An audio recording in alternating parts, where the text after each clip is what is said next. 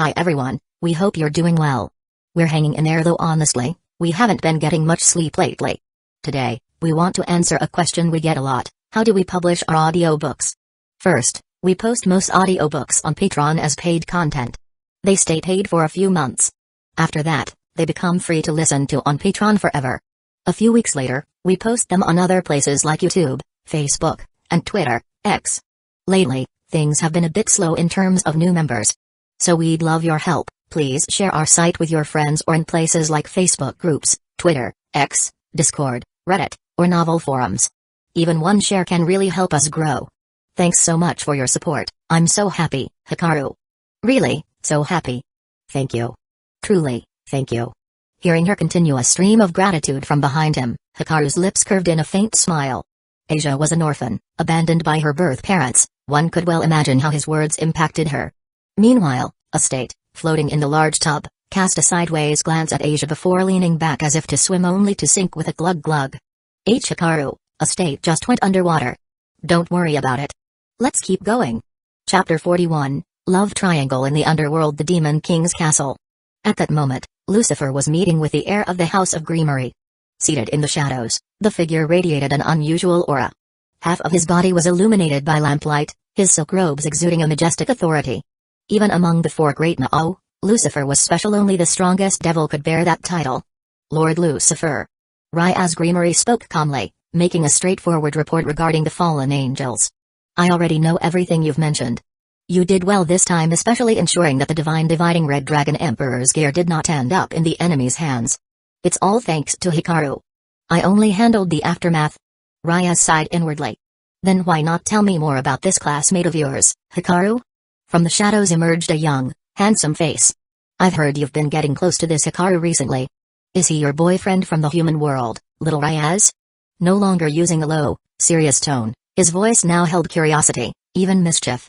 The youth's features bore a slight resemblance to Ryaz's own. This was Surge, the Demon King Lucifer of the Underworld, and also Ryaz's older brother. Upon inheriting Lucifer's title, he had to separate himself from the House of Grimoire, hence Ryaz became the heiress. What? Brother, where did you hear that from? Hikaru isn't my boyfriend. Ryaz looked dumbfounded. But I heard you've been spending time with him these past 6 months. Little Ryaz, you've never acted like this with any man outside the family. So, when's the wedding? Are you planning on having kids? I rather look forward to having a nephew or niece. Those words left Ryaz utterly speechless. What sort of nonsense is this? She did have good feelings toward Hikaru, but marriage and kids? That was way off in the future, wasn't it? Brother, who told you all this? Ryaz demanded. I heard it from Seraphol. She dropped by recently, complaining that her younger sister Suna opposed her for the first time. Suna? What's she got to do with any of this? Apparently, Suna and Hikaru have also been quite close. He even helped restore Kishimoujin in Hikoji City so she could regain her divine duties, for which the Saitri family rewarded Suna. Of course Seraphol heard about it. Seraphol saw how friendly Suna and he have become and wanted to visit the human world to warn him not to get too cozy with her sister. But Suna outright refused. So, little Ryaz, is this some kind of love triangle? Surge's expression radiated curiosity. It's definitely not a love triangle. Ryaz snapped back. Please, Lord Lucifer, don't just believe rumors. I have other matters to attend to. I'm leaving now. She stormed off in a huff, but her mind was in turmoil. Why are Suna and Hikaru suddenly so close?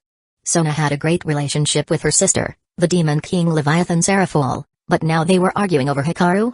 Ryaz felt like her head was spinning. She probably wouldn't get any sleep tonight. Once Ryaz was gone, Surge dropped his playful grin and looked over the intelligence he'd gathered. Not only did he handle Kishimoujin, but he also killed the leader of Bronze Tree and took the Red Dragon Emperor's Longinus. Greyfire, what's your opinion of him? From the shadows appeared a silver-haired young woman, dressed just as regally. She wore a cold expression. He's of unknown origin, extremely strong, highly capable, and he doesn't seem to have any backing. Someone worth bringing into the fold, but we'll need to observe him further to see where he stands. That's acceptable. If little Ryaz truly fancies him, I can rest easy. But that child is so stubborn she bottles everything up. Perhaps Hikaru will change her. Surge sighed softly. Then he added, by the way, how are things at the border? While it's calm for now, we know their intentions haven't changed. Word is they're still searching in secret for the descendants of the original Mao. descendants. We'll keep an eye on that. Time swiftly carried on to the weekend. After gently moving the snoozing estate off him, and glancing at Asia curled up in her blankets, Hikaru left his villa. Observing Asia's situation, he considered whether to enroll her in school. It wouldn't be difficult, he just had to ask Ryaz or Suna for some help. During the lunch break, Hikaru looked for Konko, intending to discuss Asia's situation with her. Got it. I happen to be heading to the Occult Research Club now. Want to come? Sure. Chapter 42, Riser sunlight filtered through the treetops, casting dappled shadows. Hikaru and Konko walked and talked casually. But as they neared the Occult Research Club, both of them noticed an unusual leak of magic in the air. Konko paused slightly, then widened her eyes as if she had realized something. That disgusting magic. It has to be that guy. Her tone carried rare emotional fluctuation. Who? Hikaru asked. He's a descendant of the Phoenix family and also the president's fiancé.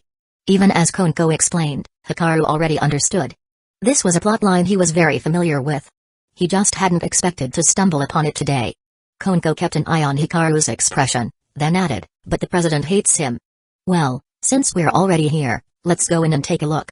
Hikaru smiled slightly, then opened the door. Konko followed right behind him. Inside the Occult Research Club, the antique-style study was filled with a tense atmosphere.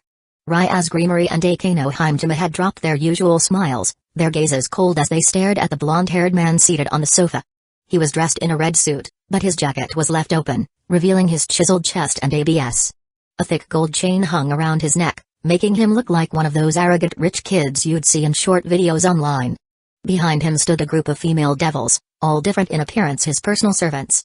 My dear Ryaz, your fiancé rarely visits the human world. Shouldn't you at least smile for me? At these words, Ryaz's expression grew even colder. I have no obligation to smile at you. And don't call me that, I have nothing to do with you. Hey, still as fiery as ever. Riser Phoenix was completely unfazed. Alright, Ryaz, I won't waste time. My family has been urging me since the date has already been set. When are you returning to the underworld? We need to finalize the wedding location and send out the invitations. Hearing this, Ryaz's expression darkened even further. Riser, don't push your luck. I already told my family that I have my freedom until I graduate from university in the human world. And as the heir of the Greenery family, it should be my decision who I marry. At these words, Riser's playful smirk vanished, his face turning cold. You're the one being unreasonable, Ryaz. This marriage is tied to the future of the pure-blood devil families. If you refuse to accept it, then let's settle it the underworld's way, a rating game. If I win, you return to the underworld with me immediately. Hearing that, Ryaz's heart clenched, but her anger flared as well. And what if I win? At her defiance, Riser burst into laughter, unable to contain himself. Win? You think you can beat me in a match? Do you take the honor of the Phoenix family as a joke? I've played 10 rating games, 10 wins, 0 losses. And you? You don't even have a full set of servants. How do you expect to fight me? Or do you just want to humiliate yourself in front of all the elders? Ryaz's face grew even darker. She couldn't refute his words right now, her chances of winning were only 10% at best. And that was in theory. She had trained diligently, and she believed in her servants, but the difference in numbers was overwhelming. Seeing her fall silent, Riser smirked, about to continue. Just then the clubroom door swung open.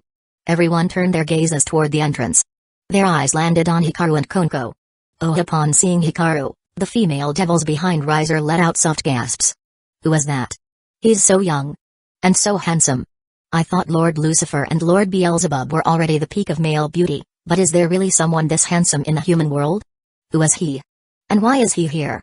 Among the excited chatter, one girl stood out, a blonde with a twin-tail hairstyle and a slightly cold expression. She had originally been indifferent to Ryaz's resistance, but upon seeing Hikaru, her eyes suddenly froze. Hikaru, what are you doing here? Both Ryaz and Akano were surprised. Then they noticed Konko beside him. Did she bring him here? But what could an outsider do in this situation? I need your help with something. Hikaru said simply. Sorry, but I'm dealing with something right now. Can you wait a little? I'll be done soon. Ryaz spoke gently. But before Hikaru could reply, Riser turned to him with hostility, his expression unfriendly. Why does Ryaz treat him so differently? She had been nothing but cold toward him, but now she was acting polite to this guy? Who the hell are you? Riser, Hikaru is I'm her boyfriend. Hikaru cut her off, his face utterly calm. A moment of silence fell over the room. 3 seconds later, Riser's expression twisted into something truly spectacular. At the same time, Hikaru stepped forward, standing in front of Ryaz, blocking her astonished expression from view. Chapter 43, Decision. A 3-second silence. Riser's expression shifted to a mocking grin, as though he'd realized something. He was just about to unleash a cutting remark when Hikaru abruptly turned around without any hesitation and yanked Ryaz up from the sofa, sealing her bewildered, slightly warm lips with his own. For a moment, everyone's mind went blank. As for Ryaz, her eyes stared vacantly, stunned. Who is she? Where is she? What is he doing? She instinctively resisted, but Hikaru's strength was so formidable that even a high-class devil like her couldn't break free. From an outsider's point of view, her small struggles looked more like a lover's playful tussle. Akeno stood there, dumbfounded. Konko was equally shocked. Riser and his servants were rooted to the spot, speechless.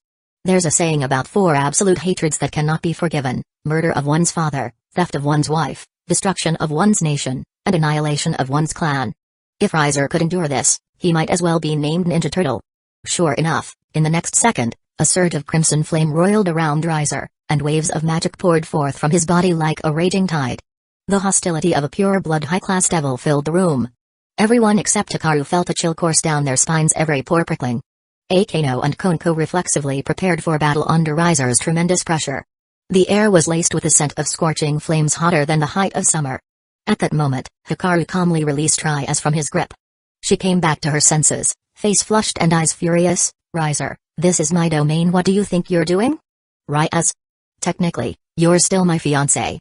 Yet here you are, showing no shame, getting all lovey-dovey with some outsider right in front of me. Fiery energy swirled around Riser like a phoenix rising, an unmistakable sign of his wrath. I told you, I'm not your fiancé. I have the freedom to choose my husband. No one can decide that for me, especially not you. Ryaz, after all, was the heir of House Creamery, while Riser was just a third son of the Phoenix clan. Their statuses weren't even on par. She'd been putting up with it until now. First a sudden kiss from Hikaru, then Riser's high-pressure demands. At this point, her temper had reached its limit. You. Ryaz. Riser's face flushed red with rage. Things were about to explode when the magic circle in the clubroom flared once more. Hikaru watched quietly. Finally, a mediator who'd been observing in secret was showing up. However, the figure that materialized from the magic circle triggered a subtle change in Hikaru's expression. The newcomer was not the silver-haired, aloof matron he'd expected, but an unfamiliar female devil. Please, Ryaz-sama, Riser-sama, calm yourselves. The news of this incident in the human world has already reached Lord Lucifer. It's true that as the heir of Creamery, Ryaz-sama does hold the freedom to choose her spouse. But the marriage contract previously arranged with Riser-sama is also valid. Hence, to resolve the disagreement between you two, Lord Lucifer has decreed we follow underworld tradition, adapted for human rules, a formal marriage contest. Everyone froze at this unexpected yet familiar phrase. The match will be between Riser-sama and his servants versus Ryaz-sama's boyfriend from the human world. Should both sides consent, the contest will begin 3 days from now. Whichever side wins will become Ryaz-sama's chosen groom. Wait, Lord Lucifer said that? Ryaz was stupefied. Indeed. He has already consulted with your parents, who have no objections, and the Phoenix clan head likewise yielded under Lord Lucifer's authority. It's the greatest compromise both sides could accept. The female devil spoke calmly. If even my father has agreed, then I have no objections. Riser growled. Just you wait, punk. 10+ devils versus 1. The advantage was on his side. After declaring that, Riser and his servants teleported away. Ryaz, meanwhile, slumped wearily onto the couch. What just happened? Even Hikaru hadn't foreseen it playing out quite like this. The process was along the lines he'd guessed, but the outcome was different. Still, if he won, he'd gain a fiancé for free, hardly a loss. If you don't want that, we can figure something else out. Hikaru offered. No, this is definitely my brother's impulsive brainstorm. Father and mother must have gone along with it, and the Phoenix head got pressured by the Lucifer name. But it's still unfair, both for me and for you. Ryaz said, standing up. I'll go talk to my brother. Don't bother, Ryaz. Do you really think your family will let you keep dragging this out? As sloppy as this plan might sound, it's probably the best shot Lord Lucifer can give you. Akeno interjected. Even if you went, the result would be the same. But I can't just watch Hikaru fight Riser alone. I just can't. It's fine. I'll defeat him. Even if I win, I won't force you to do anything. Hikaru said plainly. If he didn't step in now, Ryaz would truly be handed over to someone else. He added, anyway, I came to ask you about enrolling Asia. The matter of Asia's enrollment was promptly settled, and then Hikaru left on his own. Raya slumped back onto the sofa in distress.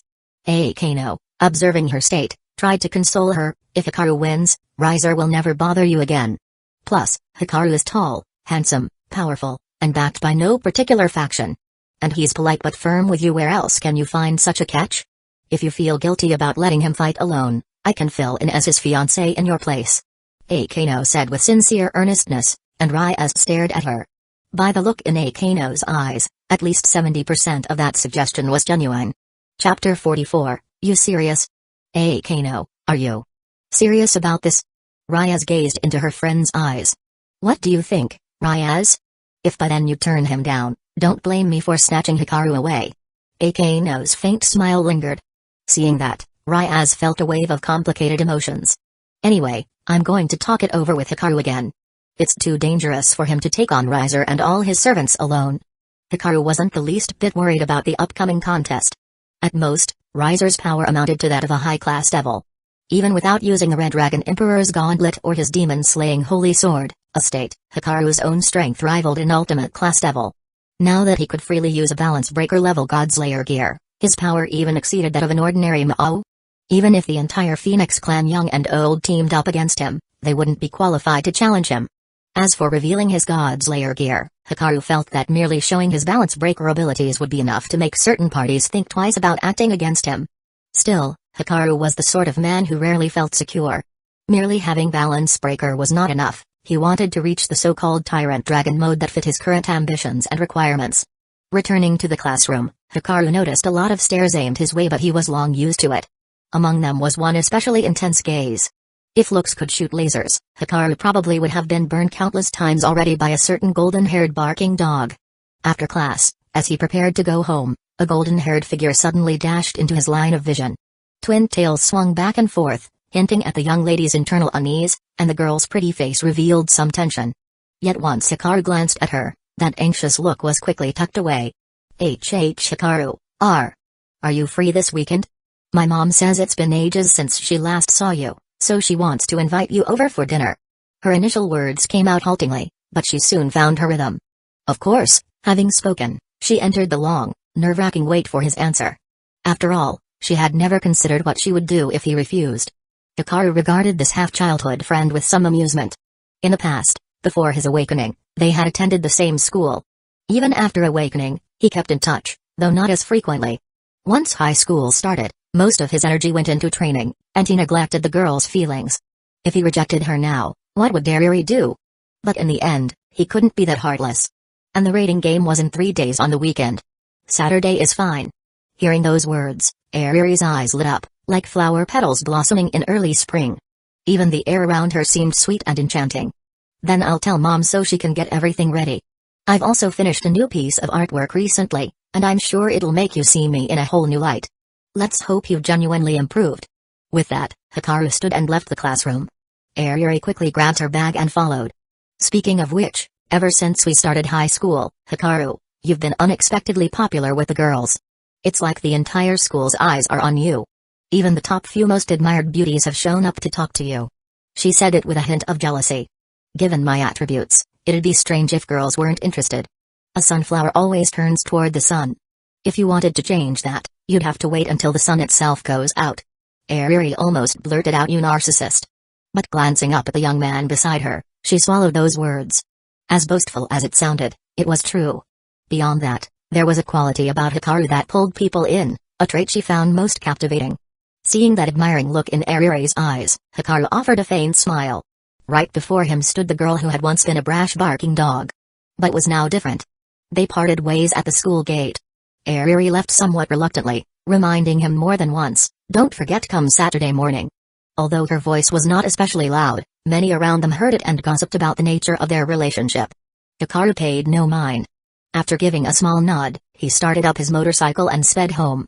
Back at the villa, the moment he arrived he was greeted by Asia, who ran up happily like a child awaiting a parent's return. "I happen to have something to tell you. Starting tomorrow, you won't have to stay cooped up here anymore." Hearing this, Asia's eyes began to mist over, apparently misunderstanding his meaning. Yet Hikaru's next words made her face light up. "I've arranged for you to enroll at Kwa Academy. Starting tomorrow, you'll be going to school. Chapter 45, Who is faster, you or me? He paid no mind to how Asia, overjoyed at finally getting to attend school, was left almost speechless. Meanwhile, Hikaru headed to the kitchen to prepare ingredients. Once Asia realized he was cooking, she followed him in. She had no idea how to repay his kindness, but she had already decided she was willing to devote her short life to him if that's what it took. A young man in a suit strode quickly into the dimly lit room. Although an electric light hung from the ceiling, it was so weak that it barely revealed the vague outlines of the figures present. There were already several people seated inside: Dorothy, a silver-haired gothic Lolita in a dark style, a nearly bald man Tenkai Nangpu, and an older woman. Oswald, is there some urgent news? A piece of bad news. Aogiri Tree's leader, Tajira, has died, and that organization has become all but defunct. Reactions varied around the table, but they all shared a sense of regret. After all, the Replaceds had originally planned to target Tajira of Aogiri Tree. However, when Aogiri Tree started working with the fallen angels, they deemed it too risky and decided not to go after him immediately. Additionally, we've received word from Washatsunyoshi saying he's made contact with Valper Galilei. Going forward, the ghouls under his control will be cooperating with that fallen angel lord. A fallen angel? That might be too dangerous, no?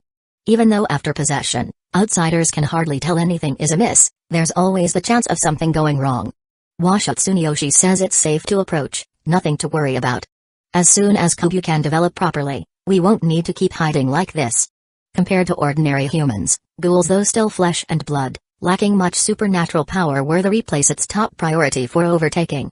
It required hardly any effort to complete the process, after which they would assume the ghoul's memories and abilities, continuing to operate as a ghoul. Washatsunyoshi was currently the chairman of the CCG. The entire Washa family had been slowly infiltrated by the Replaceds. Next on their agenda was investigating the death of Tajira and the other Aogiri Tree ghouls. Meanwhile, they intended to collaborate with Valper Galilei. Word had it that the fallen angel lord in question was about to stir up a massive incident in Kwa Town, kidnapping the sister of Lord Lucifer, who ruled that territory, and thus provoke a new war. In the ensuing chaos, they could possess many more targets. The more turbulent the world became, the greater the advantage for the Replaceds. Hikaru was discussing the tyrant dragon state with Drake, who had been let out. Partner, are you absolutely sure about this? Don't you want to think it over a bit more? Drake's voice carried a tinge of concern. Even though it acknowledged Hikaru's monstrous talent, that only made it more uneasy. Finally encountering a host even more prodigious than past wielders, it didn't want him taking rash risks. There's nothing more to consider. I've actually found a way to trigger the tyrant dragon's power with no side effects, but I'll need your cooperation. Hikaru said calmly. And that method would be? I want you to open the innermost part of the sacred gear's consciousness. Let me deal with the vestiges of the past Red Dragon Emperors. That's too dangerous. Some of those old souls date back over 1,000 years. They've never reincarnated, already turned into malevolent spirits. Altogether, there might be several dozen of them in there. If you enter physically, they'll all gang up on you. If you're that worried, why haven't these souls just vanished upon death instead of being sealed within the gear?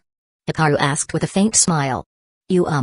Possibly because, when I unleashed my full power in the past, I automatically absorbed them. You know, I ran rampant in the old days until the god of the Bible caught me and turned me into a sacred gear. I can't actually control that aspect of my power now. Drake responded, a bit embarrassed. Anyway, just do as I say. Hikaru said in a no-nonsense tone, giving Drake no chance to talk him out of it. Alright, but please be careful. I can't intervene in the consciousness realm. You'll be on your own. Hikaru did not answer. His consciousness sank into the deepest level of the mind. The void was cold and chaotic, so bitterly frigid that one might mistake it for one of Earth's polar regions, rather than an inner consciousness. Though it seemed to be nothing but darkness, Hikaru sensed countless hostile gazes all around him. He knew those were likely the souls of past Red Dragon Emperor hosts. Maybe there were other presences, too.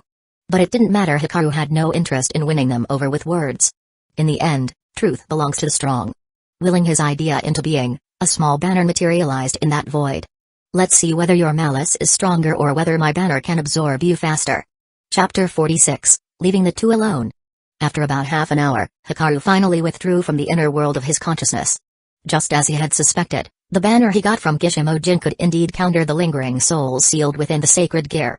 However, due to how deep their grudges ran and the extreme length of time they had been confined, fully purifying them was obviously not going to happen in just half an hour. By Hikaru's rough calculation, he'd need at least about a week to absorb every last residual soul. Only after that could he attempt his first tyrant dragon transformation. If achieving Balance Breaker could already boost Hikaru's confidence in his god-slaying aspirations, then fully mastering the tyrant dragon form would push his chances of slaying a deity to 1000%. Thinking this over, Hikaru took a moment to check the energy level of his dimensional gate. To his surprise, it had reached 20%. He couldn't say for sure why, but the most likely explanation was his recent involvement in various incidents. That's enough for today. You can go back to sleep, Drake. Without giving Drake a chance to respond, he promptly consigned it into the spirit realm for some rest. Saturday. Hikaru arrived at the Sawamura residence right on schedule to accept their invitation. Following his own custom, he didn't come empty-handed but brought along a small gift. He pulled off a stylish swerve on his motorcycle as he parked. After removing his sunglasses in one smooth motion, he dismounted, his moves so neat and efficient that a few passing girls froze in awe. Ding dong. The doorbell's soft chime rang out. Moments later, the door opened from inside. Hikaru. I just knew it was you. The one who answered was Ariri, her eyes curving into crescents. But unlike the sprightly aura she had at school, the Ariri at home looked much more otaku. She wore a green tracksuit, her once iconic twin tails now hanging straight down her back, and on her face was a pair of half-rim glasses. Ariri did have slight myopia, yet for the sake of appearances, she never wore glasses at school. Come on in. Mom's in the kitchen making lunch, everything you like. Compared to her school demeanor, her current vibrant personality was practically another person altogether. She grabbed Hikaru by the arm, pulled him into the house, then shut the door behind him. After switching into indoor slippers, a young, elegant woman poked her head out from the kitchen. By appearance, one might guess she was Ariri's older sister rather than her mother. Of course, in the two-dimensional world, looks alone mean little. Still, it was rather curious. Hikaru had known Ariri for a number of years since they were kids, and all that time, it had just been her and her mother living together. As for the so-called diplomat father from the original story, Hikaru had never seen him. Not even a photograph. He'd asked about it once, but mother and daughter both dodged the subject, merely saying that man vanished long ago. Hikaru hadn't questioned it much back then, but now he couldn't help speculating, was there really a father, or did Suko truly have a husband? In a supernatural world, all sorts of possibilities exist. Even Journey to the West featured the river of mother and child where men could get pregnant by drinking its waters. You've come, Hikaru. We haven't seen you in months, right? Yes, it's been some months, Suko. Hikaru offered her his gift. Hearing that, Suko beamed from ear to ear. No woman dislikes being told she looks young, especially not by someone like Hikaru. Hikaru, you and Ariri can wait in the living room. Lunch will be ready soon. Let's watch TV, Hikaru. Ariri invited him to the sofa. Not long afterward, chicken soup's ready. Had it not been Suko's voice, Hikaru might have thought he'd walked onto some drama set. The atmosphere was tranquil and heartwarming, like a normal, cozy family lunch scene. Suko fussed over Hikaru, stopping just short of outright asking him to move in and live with us. Hikaru tactfully declined, but he did agree to visit more often, which delighted both mother and daughter. Apparently in high spirits, Suko even opened a bottle of red wine. Huh? Students aren't allowed to drink, it's illegal. Ariri muttered in protest. Hikaru, however, wasn't bothered. In some parts of his home country, after all, kids learn to drink beer from a young age. Urged on by her mother, Ariri found it hard to refuse, so she reluctantly sipped a little wine. After the meal, though Suko's culinary skills weren't on Hikaru's level, it was certainly fine for home cooking. I'll do the dishes. You two must be tired. Why don't you go rest in Ariri's room? Suko said, covering her mouth with a soft laugh. Then, as if something had just occurred to her, she added, by the way, after I finish the dishes, I'm meeting a coworker for some shopping in the afternoon. Might not be back until tonight. You kids have fun in the meantime, okay? Chapter 47, Didn't do anything. Ariri ignored her mom and grabbed Hikaru's hand. Come on, Hikaru, let's go to my room. I'll show you my latest project. She led Hikaru up to her bedroom on the second floor. Just like his previous visits, the room's decor was relatively simple, though the walls featured a few anime posters. By the head of the bed was a work desk with a computer and a tablet on it, and against one wall stood a bookcase filled with doujinshi and popular novels. Here, Hikaru, sit anywhere you like. With that, Ariri shook her twin tails and walked over to the computer desk, removing the cable from the tablet. She fiddled with it for a bit, then handed it to Hikaru. Look. I'm really proud of this new work. Alright, let's see. He took the tablet. Ariri then spun her chair around, watching Hikaru's judge-like expression in utter concentration. Even though this wasn't her main reason for inviting him, seeing how serious he was made her feel a little nervous. After all, she had poured months of effort into these drawings, drawing on countless online references. As he swiped through the pages with the stylus, Ari's anxiety grew by the second. Finally, he reached the end. Ari clenched her fists involuntarily. Well? What do you think? You've improved in terms of story flow, and the meet-cute between the leads is more dramatic, but when it comes to the erotic content, the plot and artwork lack that real punch. It doesn't have that fresh, eye-opening feel. She was initially happy about his praise for the first part, but quickly became disheartened by his later critique. She herself knew there were issues. Just referencing images online could only take her so far. I know, but I just can't visualize things enough. Oh Hikaru, can you help me? She blurted this out, cheeks reddening. You want help? How exactly? You don't need to do anything special. Just be the photographer, I'll go change. With that, Ari walked to her closet. She pulled out outfits that were more like scraps of cloth than actual clothes, things one would typically see only in a manga panel. At that moment, Hikaru realized the real reason she'd asked him over. He remained seated, calmly watching Ari's impromptu costume show. Truth be told, Ari had a fantastic figure. The special fabrics she'd chosen fit her perfectly. She didn't look skinny, more like an exquisite porcelain doll, her body free of flaws. Nervousness gnawed at Ari, but she couldn't work up the courage for the final step. Growing increasingly flustered, she slipped into her last outfit, silently cursing Hikaru for not making the first move. Wasn't this the point where a guy was supposed to act more assertive? Stop right there. That one's perfect. Hikaru gave an approving nod. Delicate ribbons skimmed her skin, bright and sheer like the morning sun, while the fine material clung to her figure and highlighted her enticing curves. Ari froze for a moment at his words. So he'd been picking out a suitable uniform the whole time? But things had come this far. Though part of her wanted to back out, she found herself stepping toward Hikaru, eyes drawn to his face. Click. While Ari's consciousness wavered, the door that had been ajar gently closed. Sako placed a hand to her mouth, a relieved smile on her lips. It seemed her efforts in coaching Ari these past few weeks had finally paid off. Hikaru stayed until early evening before leaving. Right as he prepared to depart, he ran into Sako, who had returned from shopping. The charming lady invited him to stay, but he explained he had things to do the next day, so he had to leave. No sooner had she seen him out than Sako hurried upstairs in 2 or 3 brisk steps. Opening the bedroom door, she found Ari lying in bed like a neatly wrapped dumpling. A flash of concern came over her. After all, her daughter wasn't exactly strong, even in gym class. Ari's results were near the bottom. But Sako soon noticed that Ari's eyes were open and looking back at her. Instantly, Sako's worries vanished. How are you feeling? Ari's cheeks grew hot. What do you mean, how am I feeling? We didn't do anything. Chapter 48, Curious Mother. However, Sako wasn't fooled in the slightest by Ari's clumsy act. Seeing her mother press the matter and recalling that this entire approach had been her mom's idea in the first place, Ari had no choice but to blush fiercely and admit the truth. I knew it. So come on, tell me everything. Did Hikaru-kun grow up? Ari was at a loss. Why does it feel like my mom's more curious about this than I am? I don't remember much. At that moment, Ari was still mortified to the extreme, so she failed to notice the expression on her mother's face. Seems like Hikaru-kun has plenty of stamina. He didn't look tired at all when he left. Sako commented. Hearing that, something suddenly came to Ari's mind, and she spoke up anxiously. Mom. Is there a chance I could be, pregnant? No. This is your safe period. It's not that easy. I already checked. Sako shook her head.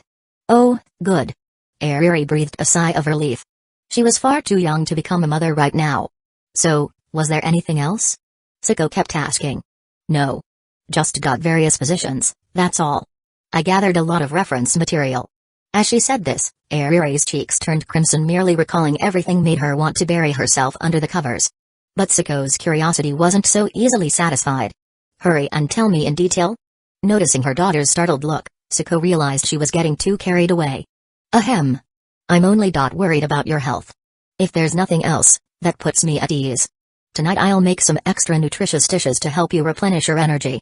With those parting words, Sako left, mumbling under her breath. That was close. Good thing my daughter didn't notice anything. As for Ari, she was feeling hugely relieved, lucky that tomorrow was still the weekend, so she could rest at home. Otherwise, she might have had to take a day off school. When Hikaru arrived home, he found Asia playing with a date. Let's have fried noodles for dinner, plus a few cold dishes. Although he had lived in Japan quite a while, Hikaru still wasn't used to the cuisines. Asia offered to help, But when it came to cooking, Hikaru was set in his ways. After they'd eaten their fill, Asia took care of the cleanup. Estate went back to watching TV. Hikaru, meanwhile, summoned Rage and sank his consciousness into the sacred gear's interior, continuing to use the myriad soul banner to purge the lingering souls of previous Red Dragon Emperors. Even if these spirits were his predecessors, Hikaru had no intention of showing mercy. They stood as obstacles on his path to power and would attack him on sight, so they weren't exactly innocent. Among them were many that had been assimilated by older, more ancient resentful spirits like a never-ending rescue mission. One generation after the next. If Hikaru's mind wasn't resolute, forcibly activating the tyrant dragon state too often could drive him insane, or at the very least shatter his psyche. By late night, Hikaru had already absorbed about 1/5 of the souls. Partner, this sacred gear of yours is remarkably effective against these grudging souls. At this pace, you might be able to attempt the tyrant dragon form in about a week. Drake sounded excited. Encountering such a monstrous host capable of unleashing its power at 100% gave it a real sense of accomplishment. Makes sense. Hikaru said simply. Sure, it's impressive but don't get carried away. I've seen people lose themselves once they gain power. Drake cautioned. If I can be shaken by mere power, I'm not worth much anyway. In recent weeks, Hikaru's strength had soared. In a Wuxia-style world, such rapid growth could lead to inner devils. But Hikaru didn't care. He was convinced that sort of thing could never happen to him. Time for bed. Then good night, partner. With that, Hikaru turned in for the night. As someone who kept a disciplined schedule, he rarely stayed up late. He slept soundly till morning, never carrying fatigue or stress into the following day.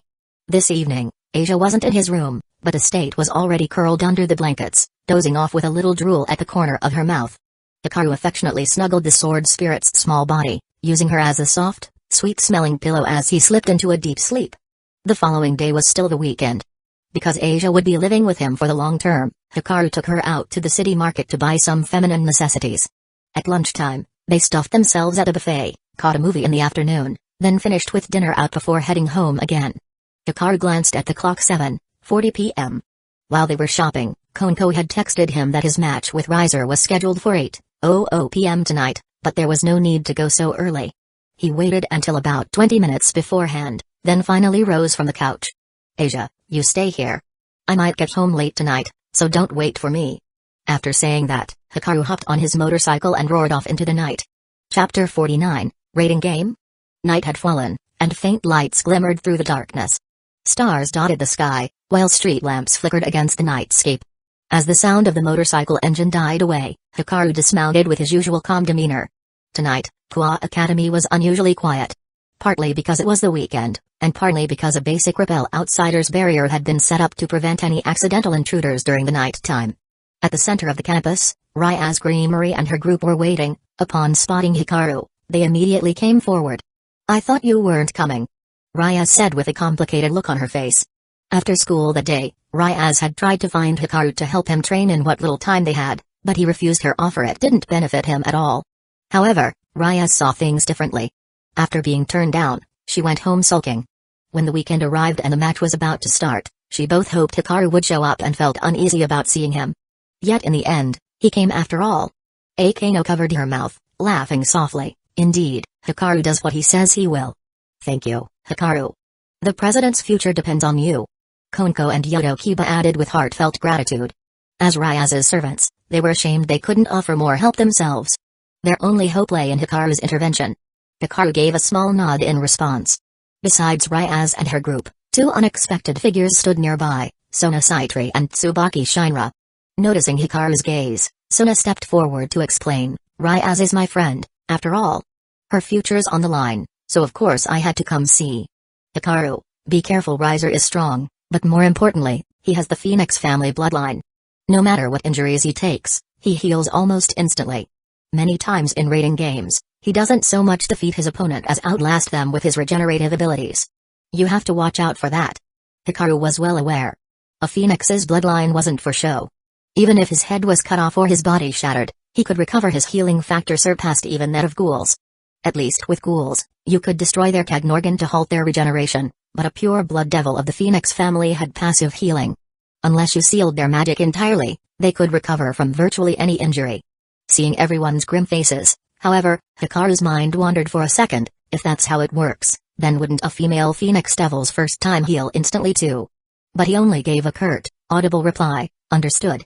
Saying no more, he fell silent. The group realized there wasn't much else they could do anyway. Even if the match looked unfavorable for him, they had no choice but to trust him. The match venue is a temporary dimension using Kua Academy itself as the battlefield. Ryaz explained. Knowing the terrain is probably our only advantage. She led them to the Occult Research Club room. As Hikaru stepped onto the transportation circle, Ryaz seemed about to speak, but then held her tongue.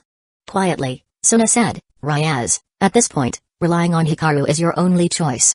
There are many spectators from the underworld today besides both the Greenery and Phoenix families. Lord Lucifer and my sister are also in the audience. If you act stubborn now, no one can help you." Suna herself had once faced the threat of an arranged marriage, but by winning a crucial rating game, she gained autonomy. "I know. I just feel terrible that I can't help Hikaru in this fight." Ryaz heaved a heavy sigh. Meanwhile, Riser Phoenix and his group were already on the battlefield. Though the sudden appearance of Hikaru had surprised Riser, the orders from Mao and his own family left him no choice but to comply. Still, Riser was not the complete buffoon he appeared to be on the surface. Before the match, he made sure to investigate everything he could about Hikaru. The findings showed that while he wasn't an ordinary human, all they really knew was that he roamed Kua Town exorcising stray devils and ghouls, or ridding the area of troublemakers. He'd recently taken out a ghoul group named Ogi Retreat, as well as some low-level fallen angels. That was all they could find on him, and Riser felt scornful after reading it. Ghouls? Flesh-eaters. Basically no better than dogs. Even if they formed organizations, they were still just wild mutt packs to him. As for fallen angels, that was laughable. He could burn a group of minor fallen angels with a single spit. When the time comes, the two of you teach him a lesson and bring him before me. I'll show him that not everyone qualifies to challenge a high-class devil. With the underworld Tumao and both families' elders watching, Riser not only planned to put on a spectacular match but also to showcase his power. Chapter 50, Seraphol. Aside from Ryaz, Sona, and their peerage, many other spectators from the underworld had also arrived for this match. In the stands, devils from both the Greenery and Phoenix families sat in two separate sections. Above them, however, were two very special seats, each occupied by one of the underworld's highest authorities, Lucifer and Leviathan. The former was once Sirst's Greenery, eldest son of the Greenery family. After the Civil War, owing to his exceptional power and leadership, he replaced the old Lucifer. The latter was Seraphol, Sona Saitri's older sister, who had also once been the eldest daughter of the Saitri family. Like Sirst's, she wore the luxurious attire of a Mao and appeared quite young, her hair even styled into conspicuous twin tails. Originally, the underworld had hoped Leviathan would adopt a more dignified look, like long black hair, but Seraphol, corrupted by Japanese anime and especially fond of cosplaying magical girls, insisted on twin tails. Since she was a Mao, no one dared say otherwise. Both of their powers far surpassed those of the old Mao. Their bearing exuded unquestionable majesty, the tempering of years gave their gazes a deep, commanding quality. Every word and action radiated a leader's aura. Seraphol, who do you think has the greater odds of winning this match? Sirst asked. Judging by appearances, definitely that Phoenix boy. Seraphol replied, licking her lips. I'm not exactly fond of him, but I can't deny his strength. Even my Sona said if she fought him in a rating game, her chances would be 40-60 at best. That's true. The Phoenix bloodline is quite special. Unless you got a counter for it, it's really tough to beat them. Sirst nodded. Back during the Civil War, the reformist faction had received the Phoenix family's help, obtaining a large supply of Phoenix tears capable of healing injuries instantly, gradually tipping the scales in their favor. Sirst respected the Phoenix family's contribution but also couldn't overlook Ryaz's feelings. Now that Hikaru had unexpectedly appeared, Sirst saw a chance for a compromise. Let them clash directly. Whichever side won, no one would question the outcome. So, what about you, Sirst? Seraphol asked. This was your idea. Honestly, my assessment isn't much different from yours. Even though Sirst knew Hikaru had recently obtained the Red Dragon Emperor's Longinus, it had only been a few days.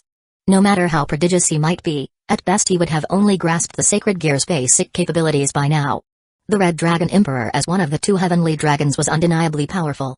Ancient records said that after the three factions ceased hostilities, they spent a tremendous amount of effort capturing the Red Dragon Emperor and White Dragon Emperor. Turned into Sacred Gears since then, the Red Dragon Emperor had had many hosts, most of whom left a mark on history, but that only came after years of developing and awakening the Sacred Gear. So, after just a few days? Even Sirst, who favored Ryaz, felt it was impossible for Hikaru to unleash the Gear's full might. At best, He might use it for support or produce an unexpected effect in battle. Still, Surge believed Hikaru had potential and hoped he'd win, achieving a resolution that satisfied both sides. Ooh, look, Surge, both sides are entering. Serafal's voice suddenly became excited, like a live spectator at a sporting event. Everyone could see every detail of the battlefield through a massive magic screen. Compared to Hikaru, who arrived alone, Riser's entrance was extremely flashy, even striking a pose for his teleportation. Aware that all eyes were on him, he first put on an over-the-top show, then followed the pre-arranged tactics, dispatching the servants with various devil pieces to set ambushes around the field. The strategy adhered to typical rating game norms. If the opponent wanted to claim victory, they'd have to defeat each piece one by one, eventually facing him in the student council office. Seeing Riser's smooth planning, the Phoenix elders quietly nodded. They'd advised him beforehand, and he listened. It demonstrated his abilities while simultaneously showing deference to the two Ma'au in attendance. Even some from the Grimory family who disliked the idea of Ryaz marrying Riser had to concede that Ryaz's odds looked grim. Hey, the match is finally starting. You Phoenix playboy, give that brat a proper lesson. Amid the Phoenix family's shock and Surge's puzzled expression, Serafal raised her fist and shouted, "How dare he try to win over my sweet Su? Absolutely unforgivable." Chapter 51, Greyfire lose a feud. Upon hearing the word playboy, the devils of the Phoenix family immediately looked displeased. However, since the other party was a Ma'au, they had no choice but to hold their tongue and give her some respect. Yet once they realized Serafal was on their side, their mood improved considerably. They had initially feared that the Lucifer Ma'au might change the rules at the last minute due to familial ties, but now it seemed that wouldn't happen. At that moment, the glow of a magic circle lit up the spectator room once again. This puzzled everyone. The Ma'au had already taken a seat. Who would still use a teleportation array at this point? How rude could they be? But when a silver-haired woman stepped out, all onlookers quietly turned away. It was the silver-haired Queen of Annihilation. Famed for her impartiality, Greyfire Lucifuge. During the Civil War, she had once been loyal to the old Ma'au faction. However, after her childhood friend Serafal persuaded her and once the old Ma'au resorted to forbidden weaponry, harming innocent citizens, while the old Lucifer's descendant Rise Evan vanished, Greyfire decisively joined the reformist side. Together with the current four Ma'au, she quickly ended the war. At the time, her abilities would easily have qualified her to become a Ma'au herself. Yet, citing her family's centuries-long tradition of serving the Ma'au, Greyfire declined everyone's recommendation. Instead, she became the Underworld Sole Regent, a position equivalent to a prime minister in ancient China. Oh? Greyfire, you came too? When Serafal saw her friend, her face lit up with delight, and she quickly invited her to sit. Lord Leviathan, Greyfire said, I'm merely here to take a look. After all, I have a bit of interest in the current Red Dragon Emperor. She sat in a slightly lower seat. Her statement left everyone momentarily stunned. The Red Dragon Emperor? One of the two heavenly dragons that even the god of the Bible found troublesome. Did that mean the new host had already been found? Greyfire is so serious. Serafal murmured, but I find that quite cute. Then she continued, although that kid has decent potential, he only just got his hands on the Red Dragon Emperor's power. It's only been a few days, there's no way he can tap into much of its strength yet. Hearing this, the devils of the Phoenix family breathed a sigh of relief. Yes, it was a legendary god-slaying sacred gear, but before it awakened, it was no different from a regular sacred gear. Theoretically, god-slaying sacred gears can unleash the full might of the soul sealed within, but that's only theoretical. After a few mere days, whatever boost it could provide would be negligible. That's why I'm simply here to observe. Greyfire said quietly, saying no more once she took her seat, as the match had already begun.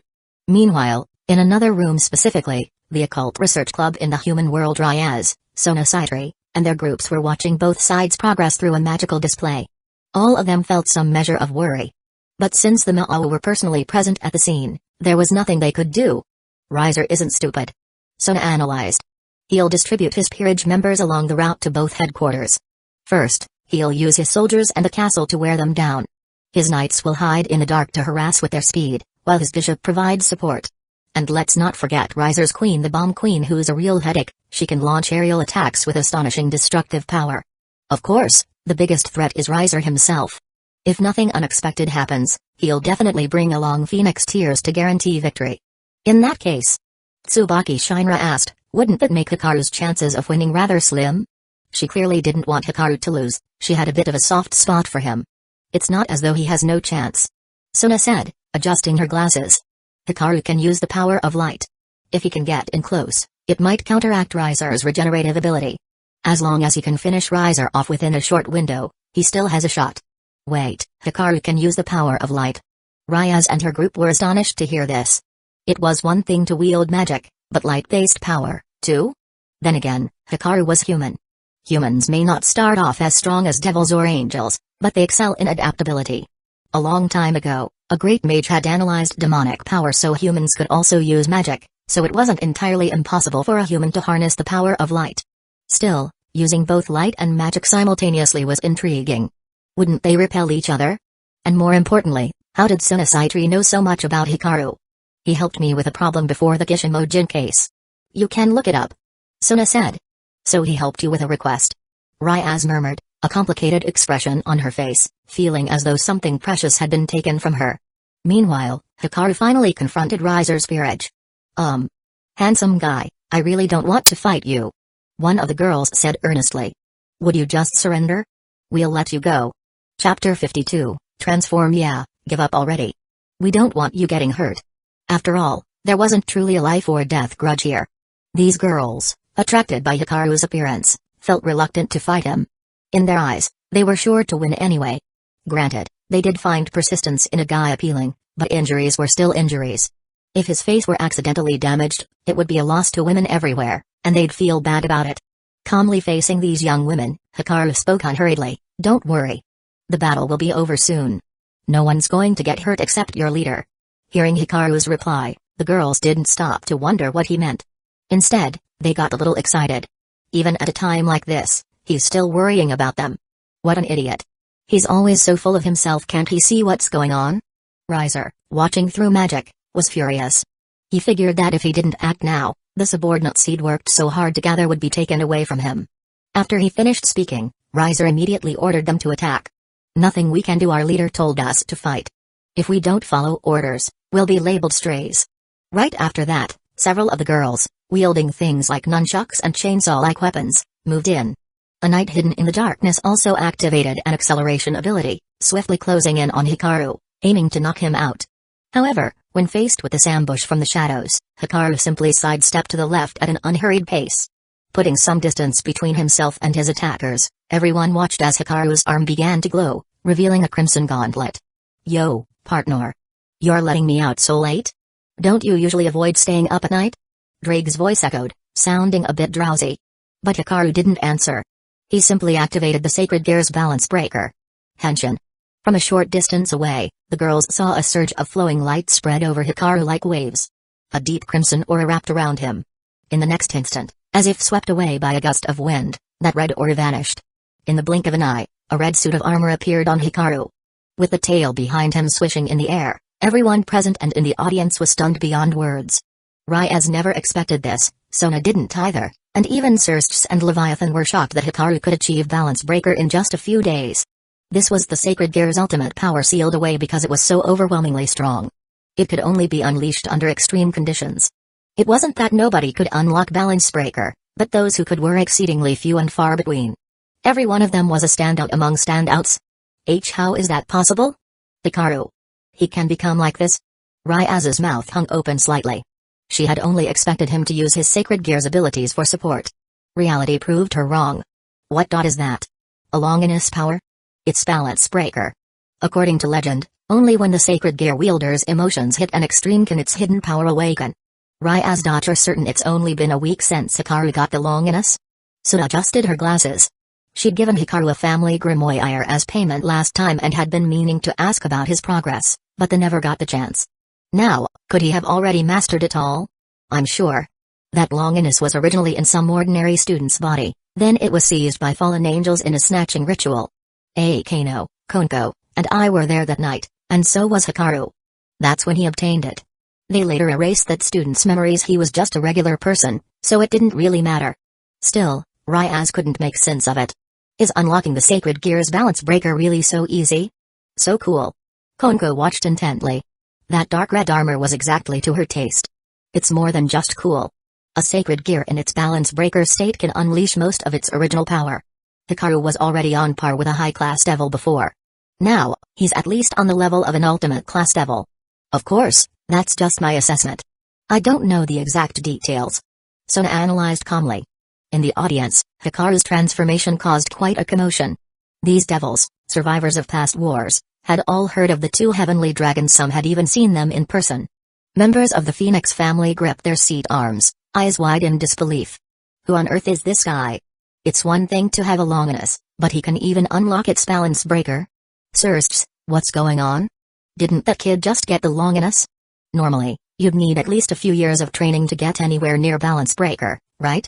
Don't be fooled by Seraphal's airhead act, she knew her stuff. If balance breaker were so easy, everyone would be using it. I'm not sure either. I only got word about this a few days ago. Sirs was equally surprised. In all of history, has anyone like this ever appeared? Greyfire's eyes flickered. She'd seen something different in Hikaru ever since he arrived, but because everyone's attention was fixed on the field, no one noticed her subtle reaction.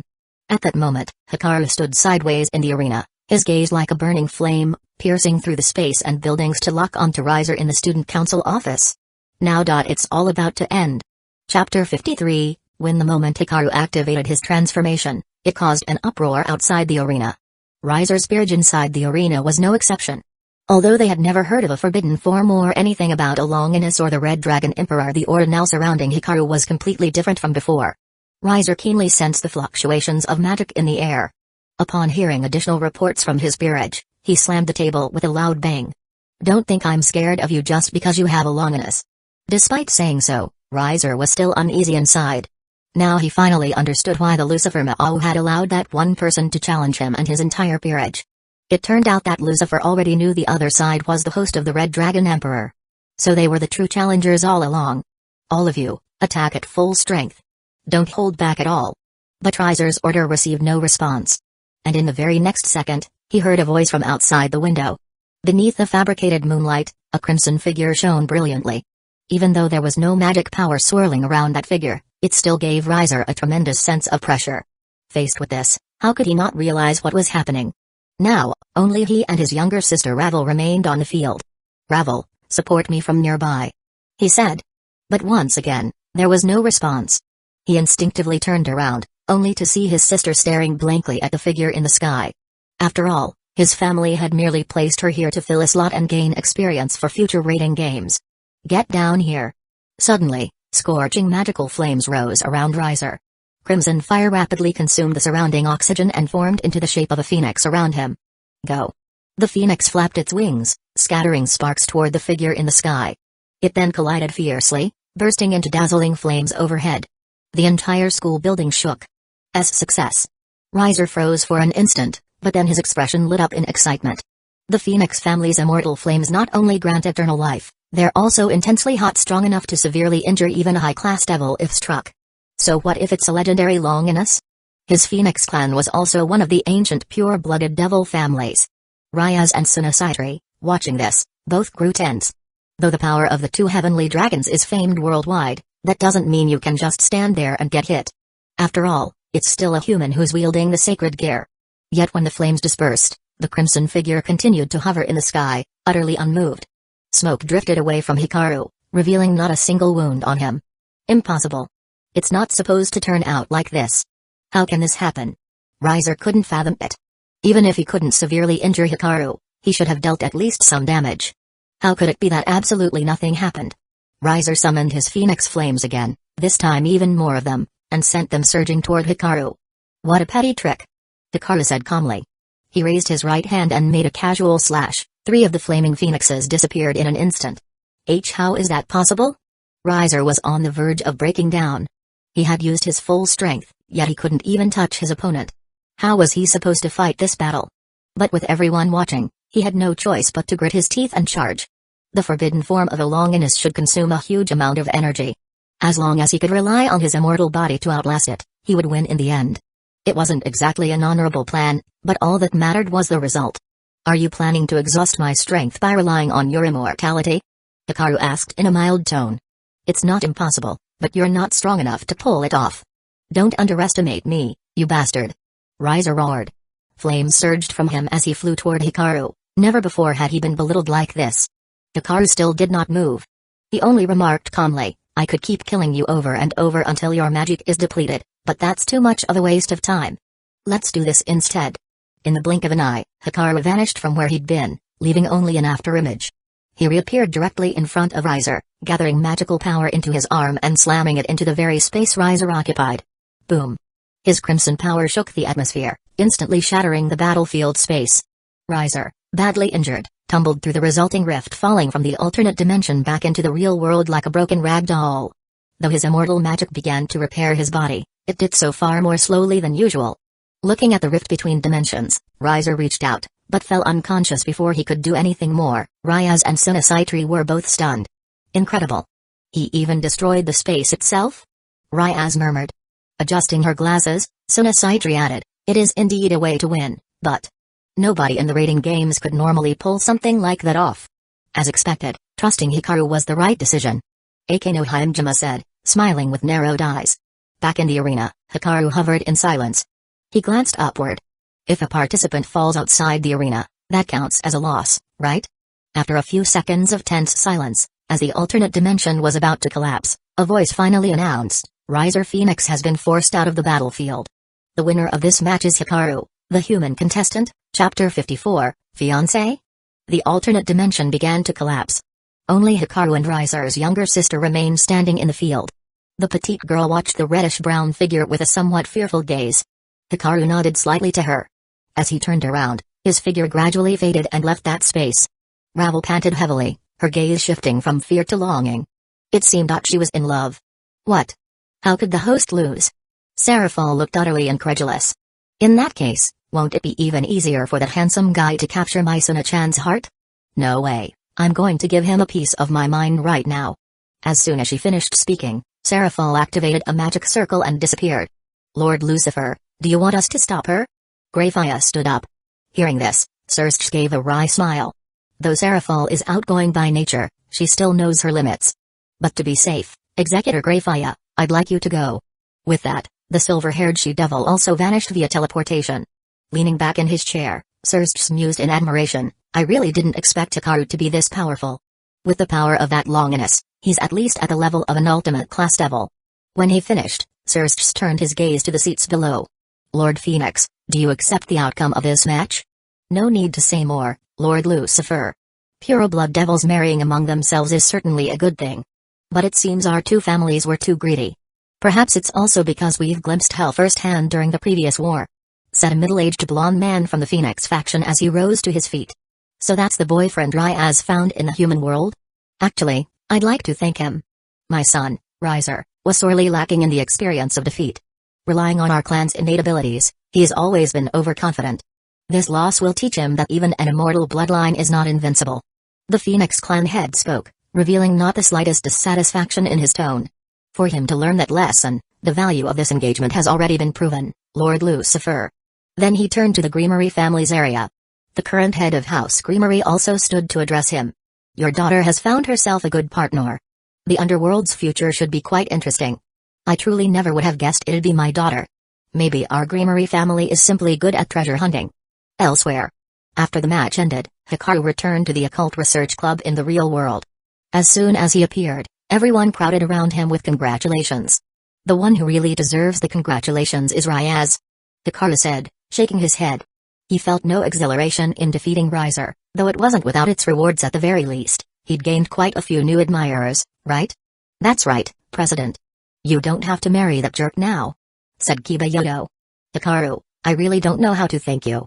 Though the outcome had been decided, Ryaz still found it hard to believe. The engagement that had troubled her for years was simply voided like that. Now that you mention it. Himejima Akeno suddenly chimed in, didn't the Mao say earlier that whoever won would become Ryaz's new fiancé? So that means Ryaz is now Hikaru's fiancé? Fiancé?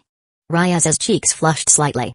Of course, Ryaz did say she hasn't fully decided yet, so if that's the case, Hikaru, how about letting me be your fiancé instead? Akeno beamed, her gaze as though she wanted to devour Hikaru whole. Hey.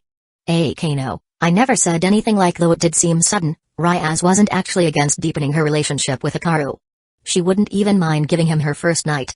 Sona Saitri and Shinra Tsubaki both looked uncomfortable, especially Sona, whose feelings grew increasingly complicated upon hearing that Ryaz's new fiancé was Hikaru. Just then, a familiar magical energy drew near. A voice that made Sona's face fall rang out, My Suna-chan, I am here to see you.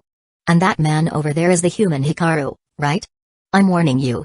Stay away from my Suna, or else I'll. Serafal raised her small fist, drawing startled gasps from the others. Lady Leviathan? Executor? Why are you here? Sister. Serafal seemed about to say more, but Suna shouted sharply, if you keep this up, I'll really get mad. Serafal froze, gazing at her sister in disbelief, eyes welling with tears. She had never been scolded by her little sister before. Suna faced Hikaru with an apologetic expression. Sorry you had to see that. My sister's personality is a bit unique. Please don't mind her. Hikaru shook his head, the corners of his mouth curving into a faint smile. Just then, from the corner of his eye, he noticed the silver-haired figure who had arrived with Serafal. Greyfire. Why would she be here? And the others called her executor just now? It made Hikaru curious. Apparently something in the story had changed, so that Greyfire was no longer Surst's wife but an independent figure. As Hikaru observed Greyfire, she quietly regarded him as well. Gazing at that handsome face, she inwardly marveled yet also felt an inexplicable sense of familiarity, as if she had known him before. Chapter 55, Getting Ready. Serafal was dragged off by Suna. Shinra Tsubaki said goodbye to Hikaru in her place. Greyfire didn't say a word, she merely gave Hikaru a deep look before leaving. In the aftermath, Ryaz was still in shock. That cold, impartial enforcer had appeared in a human world. Ryaz, what exactly is going on with Greyfire? Since he had direct connections to the underworld, he had to ask. Well, Enforcer Sama.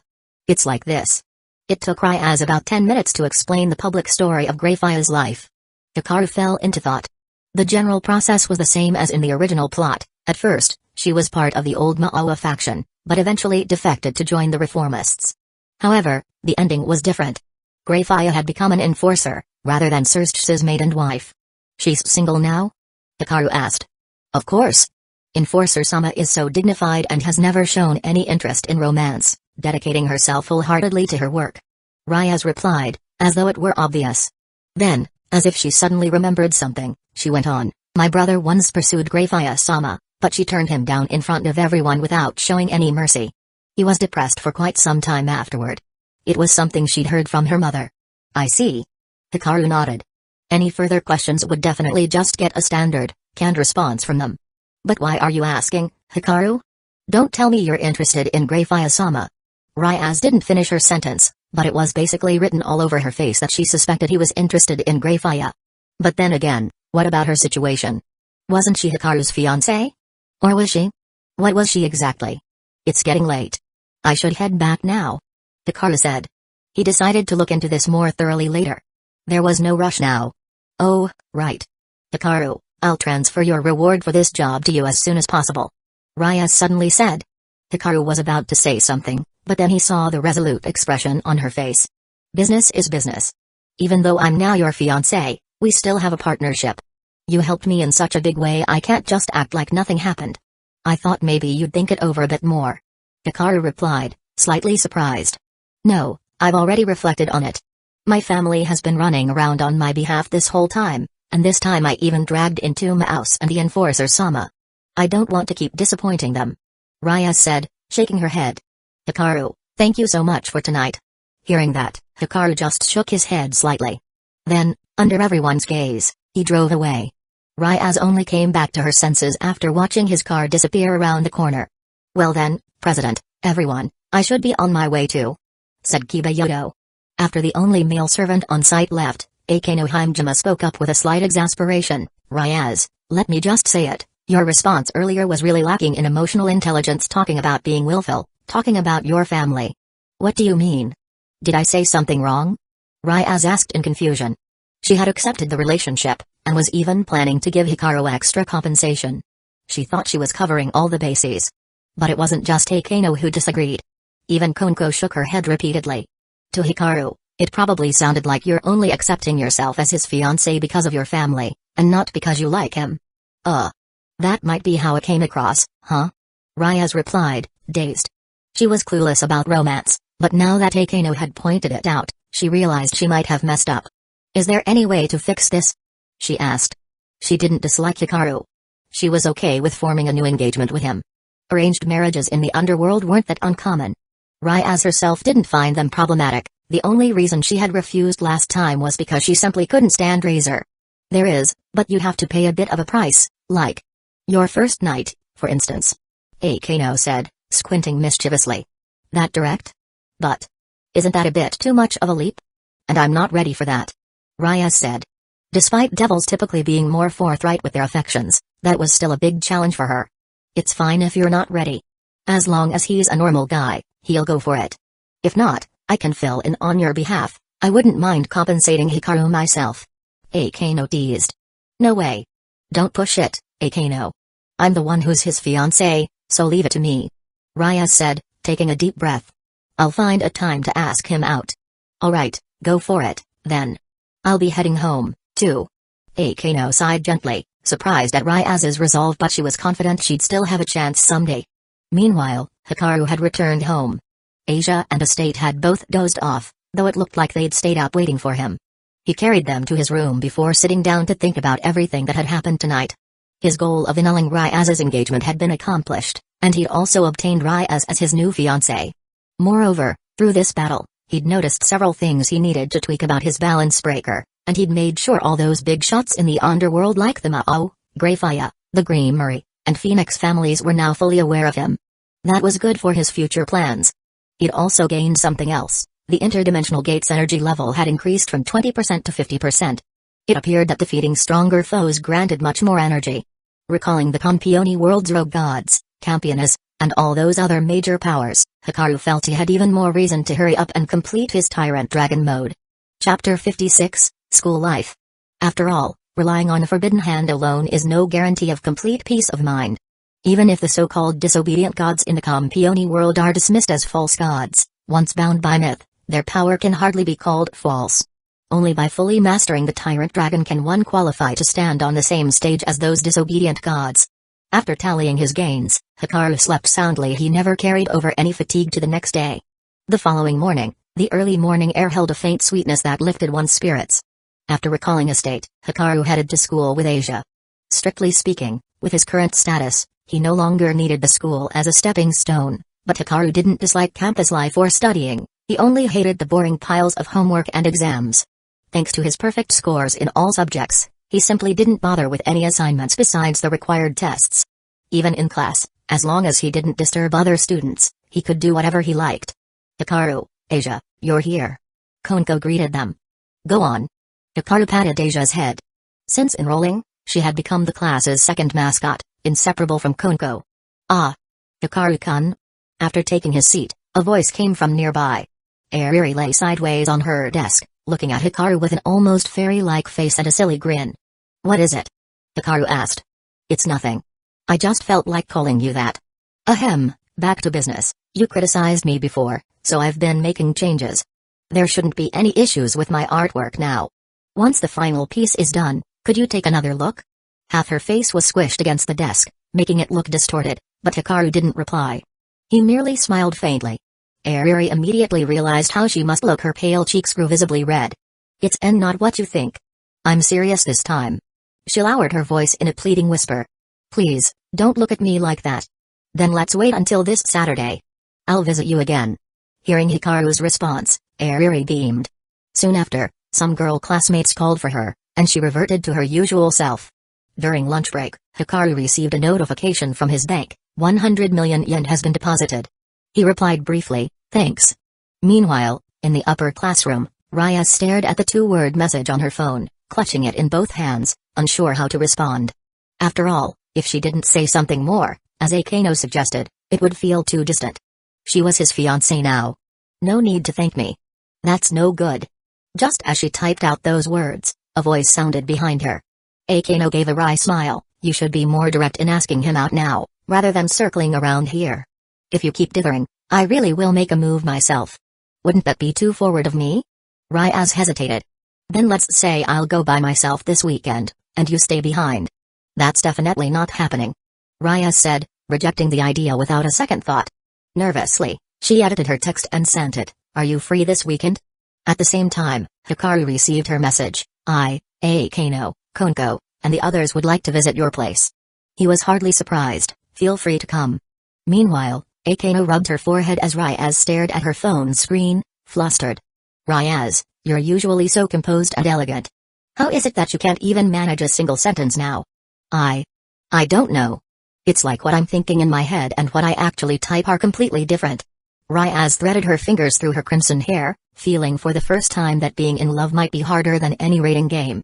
The day passed calmly but enjoyably. After school, Hikaru drove Asia back home. Estate woke up right on schedule and came out to watch TV on the sofa, while Asia helped prepare dinner ingredients waiting for Hikaru, as usual, to show off his culinary skills. After they finished eating, Hikaru once again summoned Drig. Diving into the consciousness space of his sacred gear, he continued absorbing the residual souls of the previous Red Dragon Emperors. Thanks to his efforts over the past few days, it would only take 3 or 4 more days to finish cleaning them out. Once the souls were fully absorbed by the Myriad Soul Banner, he would have to find a safe place to test the Tyrant Dragon's power. Unlike Forbidden Hand, the Tyrant Dragon was on another level entirely, and the impact it could have wasn't something he wanted unleashed at home, not unless he fancied a massive cleanup afterward. Late in the evening, just as he was about to store Drig away again, a message popped up on his phone sent by someone named Hazuki Yaoi.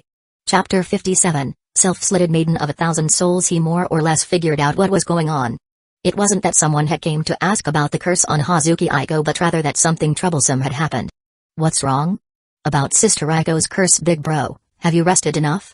More or less. In reality, Hikaru had already forgotten about Hazuki Aiko's curse. After all, compared to the situation in K City, Hazuki Aiko's problem seemed relatively easy to handle. Then, could you come over for a bit, big bro? I have something I'd like to tell you. Although Hazuki Yaoi's tone was even, it still carried a note of respect, because right now Hikaru was the only person she was sure could lift the curse. Alright. Use that Saitree family flyer to summon me. Hikaru said, nodding slightly. Even though it was rather late, he understood it given Hazuki Yaoi's profession, and besides, he had already thought of what kind of payment to ask for. Before long, the badge bearing the Saitree family crest grew warm, and a red magic circle appeared in front of Hikaru. He stepped inside, and the scenery before his eyes changed in a flash. Then he saw Hazuki Yaoi, who looked excited, and Hazuki Aiko, who looked nervous. Hey there. The petite, dark-themed gothic Lolita waved at Hikaru. From the looks of it, you're not just asking me here to lift a curse, are you? Hikaru said with a small laugh. If it were just about lifting the curse, they would at least have chosen the Hazuki home as the place to do it. But now, Hikaru looked around. The night was dark and the wind was strong, rustling through the trees with a moaning sound. Actually, while I was catching spirits, I suddenly thought of you, big bro. Do you believe me? Hazuki Yaoi asked. Then let's take care of the spirits first. Hikaru replied, non-committal. The Dark Gathering's overall combat power wasn't that high, it mainly banked on horror and the bizarre. The 3 of them headed into the forest. The darkness grew heavier. Without a flashlight, it would have been nearly impossible for a normal person to walk. But Hazuki Yaoi, small in stature, but gutsy, was completely unafraid. Leading the way, she introduced the origin of the spirit she was going to capture. The night was still, and the forest was cold. Hazuki Aiko, an ordinary person, was already terrified at being dragged into a place with malevolent spirits so late at night. Before, when it was just the 2 sisters, she stuck close to Hazuki Yaoi. Now she felt much safer near Hikaru. Noticing this, Hazuki Yaoi turned back and spoke. There are quite a few legends about this place. It's said that the spirits of dozens of defeated warriors, along with women and children, roam here. You may hear footsteps that aren't your own, and they'll get louder and follow you all the way home. You can feel many eyes watching you near the waterfall and its surroundings. You might hear the striking of a monk's staff on the ground. There's a very strong, frightening presence above the waterfall. And sometimes late at night, you might bump into an old woman. Just as she finished speaking, Hazuki Yaoi suddenly stopped in her tracks. Because right in front of the 3 of them stood an elderly figure, hunched over and leaning on a monk's staff, or rather, a malevolent spirit. Seeing this, Hikaru realized which part of the story this was. Hazuki Yaoi had came to capture a new Pokemon, no, a new evil spirit called Self-Slitted Maiden of 1,000 Souls. Which meant he could confirm a certain matter he had in mind. The old woman slowly turned around. Her face was lined and wrinkled, her cloudy eyes falling on the 3 newcomers, filled with hunger. It had been a long time since any living people stepped into these woods, and now there were 3 at once, enough for her to feast on. She reached out toward Hazuki Yaoi, who was closest. If she touched a living human, that person would instantly lose consciousness, leaving them at her mercy. But in that moment, a shockingly powerful suction force struck. The old woman's dramatic expression became one of panic. No. What is this? She turned to run, but the very next second, she was sucked away by the tremendous force. Meanwhile, All the lurking evil spirits in the darkness let out blood-curdling cries. Without exception, they too were drawn into the banner Hikaru held, soul banner. Black mist swirled on the flag, thicker than before. But the suction was still not done. Hikaru poured more mana into the banner, extending its range to cover the entire mountain. Even the spirit on top of the waterfall, the one Hazuki Yatewei had deemed an S-rank threat known as Self-Slitted Maiden of 1,000 Souls, was unsteady under the banner's pull. Dense black mist and blood trickled from its head, but its resistance was futile. After a single second of struggle, it was sucked into the soul banner as well. When Hikaru finally stowed the banner, the entire forest fell silent. Even the moonlight sneaking through the gaps in the trees seemed brighter. "Wow!" Hazuki Yatewei exclaimed. After the initial shock, her eyes were filled with curiosity as she stared at the small black flag in Hikaru's hand. Hazuki Aiko, on the other hand, was holding down her skirt as she stood up. She'd nearly flashed everyone in the commotion. Even now, she still hadn't fully grasped what had just happened. "This is the banner that Gishimo-jin gave you back then, right, big bro?" Hazuki Yatewei asked. "It's called the Soul Banner." Chapter 58, The Replaced, The Moonless Dawn Embryo, and Priced. Hikaru didn't bother explaining much. Although its power wasn't very strong, it worked very effectively against malevolent spirits. Not only that, two other items appeared in Hikaru's hands, a snow-white skull and a wooden box. Because they both possessed spiritual energy and were connected to evil spirits, the banner had pulled them in. The skull had belonged to the S-class evil spirit Self-Slitted Maiden of 1,000 Souls back when she was alive, but now that she'd been absorbed by Hikaru's banner, it had become useless. The wooden box's appearance, however, confirmed Hikaru's suspicions. Hazuki Yatewei and Hazuki Aiko came over. "What's this?" Opening the wooden box revealed a withered, black and mummified arm. By seeing it, Hikaru immediately surmised that the S-class evil spirit group known as the Replaced also existed in this world. In a world where ghouls could survive, a group that could possess others at will would surely be living quite comfortably. "This is the culprit, and also the truth behind your mother's disappearance, Yatewei." Upon hearing this, Hazuki Yatewei's eyes widened, and her small hands instinctively clenched into fists. The reason she had joined the Exorcist team in the first place was because her parents had been killed by evil spirits so thoroughly that even their souls had been taken. To retrieve her mother's soul so it could rest in peace, Hazuki Yatewei had never stopped searching for clues. Yet now, Hikaru somehow knew? She didn't ask how he knew. The man was involved with demonic forces, holding power beyond an ordinary person's imagination, so it wasn't surprising that he was privy to this. "Big brother, where is my mother now?" "I don't know exactly. But this arm is connected to the group that took her soul. They're called the Replaced, and they used your mother's soul to nurture the embryo they're cultivating. The Moonless Dawn Embryo. That was probably its name." Though he didn't know their ultimate goal, after learning about this organization's existence, Hikaru had no intention of letting them continue to operate. Compared to ghouls, the Replaced was even more dangerous and completely irrational, doing everything for the sake of killing and domination. Their only rightful end should be utter destruction. "What do you plan to do, big brother?" Hazuki Yatewei noticed that Hikaru's aura had turned cold. "That mummified arm is crucial to reviving the Moonless Dawn Embryo. They won't just stand by. You can leave some clues here, and they'll track you down." "You want me to act as bait?" Hazuki Yatewei repeated. "That's possible, but my power alone is limited." Right as he finished, Hikaru handed her the small banner. "You're giving me such a precious item." The little girl was quite surprised. But before she could express her thanks, Hikaru's next words made her choke. "Don't get the wrong idea. The banner is already bound to me. I'm only letting you use it for self-defense. If you find their lair in the future, let me know." Hikaru's tone was calm. "All right." Hazuki Yatewei sounded a bit deflated, having nearly convinced herself that she'd be unstoppable from then on. Even so, borrowing it was fine. Anything that helped was enough. "You can increase the banner's power by sacrificing spirits to it," Hikaru added. He knew Hazuki Yatewei's home was sealed with many evil spirits she captured, none of which were particularly weak. If she used them as sacrifices, the artifact's power would increase significantly. That was the reward he wanted in return. "Aiko, come here. I'll dispel your curse." Hearing this, Hazuki Aiko froze, then nervously walked over to Hikaru. The girl removed her glove. Compared to when they'd first met a little over a week ago, the pale wart-like growths on her hand had multiplied. Hikaru reached out to take her hand, causing Hazuki Aiko to flinch slightly as if it hurt, but he used his immortal arts to probe the area. The curse wasn't especially strong, just annoyingly stubborn. For him now, it was a simple matter to handle. Locking on to the source of the curse, he used his immortal arts to eliminate it at its root.